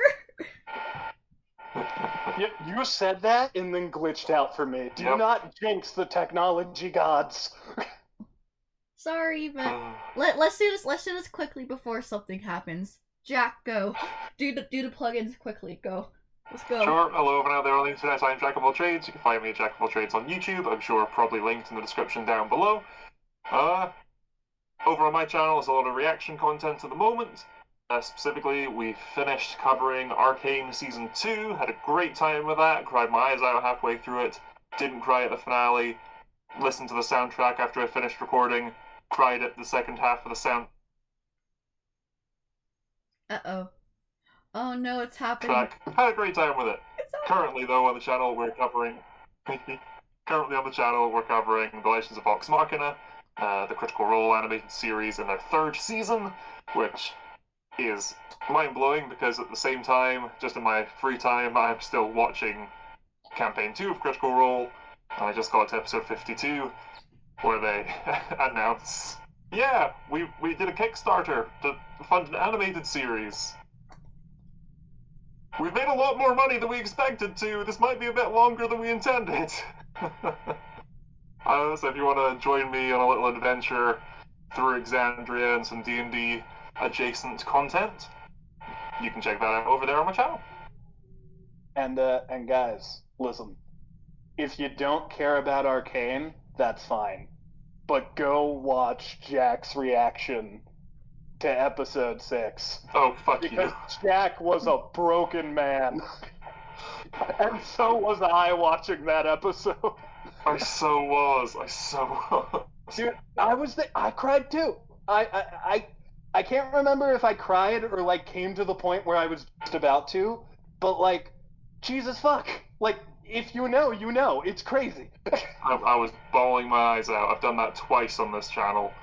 Mm-hmm. The other one's Attack on Titan, so you can go watch those playlists too. Shameless plug. Yay, You'll okay. have to check out your Vox Machina series. Yay! Alright, Kneale, go. Hello there. Hi. General Kenobi! Why don't you come over here so I can add your lightsabers to my collection? Now, but I'm Dr. Neil. Hey, we've been on a little bit of a streaming break, but you can still find me at twitch.tv/Dr. Neiltopus or the Dr. Neiltopus YouTube channel. We still got stuff in the pipeline. We've already got, I believe, our first part of Little Nightmares. Little Nightmares 2 is on the way. Also, we have a couple more series in the work. We're going to do Wander Song soon. We also haven't hopefully finished Night in the Woods, but that game is cursed. So I will simply recommend you to my most recently game streamed. Fuck, I can't speak. Streamed games.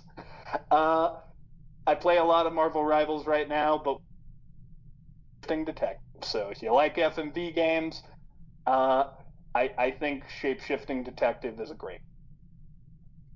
Cool beans. Now, Sher, plug yourself, even though anyone watching this video is already on your channel. Yeah. Hello, my name is Sher from 2000. You can follow me on Facebook, X, formerly known as Twitter, Instagram, and TikTok. Hopefully, I'm supposed to be going to Florida next month and possibly going to Disney World. So, hopefully, I could try to squeeze in a video and possibly finally talk about me and my cruise last year. I keep putting it off for some reason. I need to talk about my cruise before I go on another trip. I know you are not the biggest Star Wars fan in the world, Sher, but just trust me. Ride the ride, Rise of the Resistance. There's a lot of Rey in it, and I think you'll like it a lot. Okay. I mean, Ahsoka's technically my favorite Star Wars character, but okay. Oh yeah, I like Rey though. I think she's a cool character. I know I'm in the minority on that though. Yeah. But hopefully, and in April, I plan on doing Teen Titans because hopefully I might be able to meet the Teen Titans, all 5 of them, at Comic-Con if I have money. Damn. That is always the if when it comes to Comic-Con. Yes. So yeah, Tara, Kari, Scott, Greg, Hayden. Hopefully I can meet all 5 of them at once. If they have a panel, I might just do a little shout out there. But yeah. But yeah, that's pretty much it. Mostly just doing my song associations on TikTok. I've become very popular. But anyways, we probably best. You know what? I just realized. You know why we were having internet problems?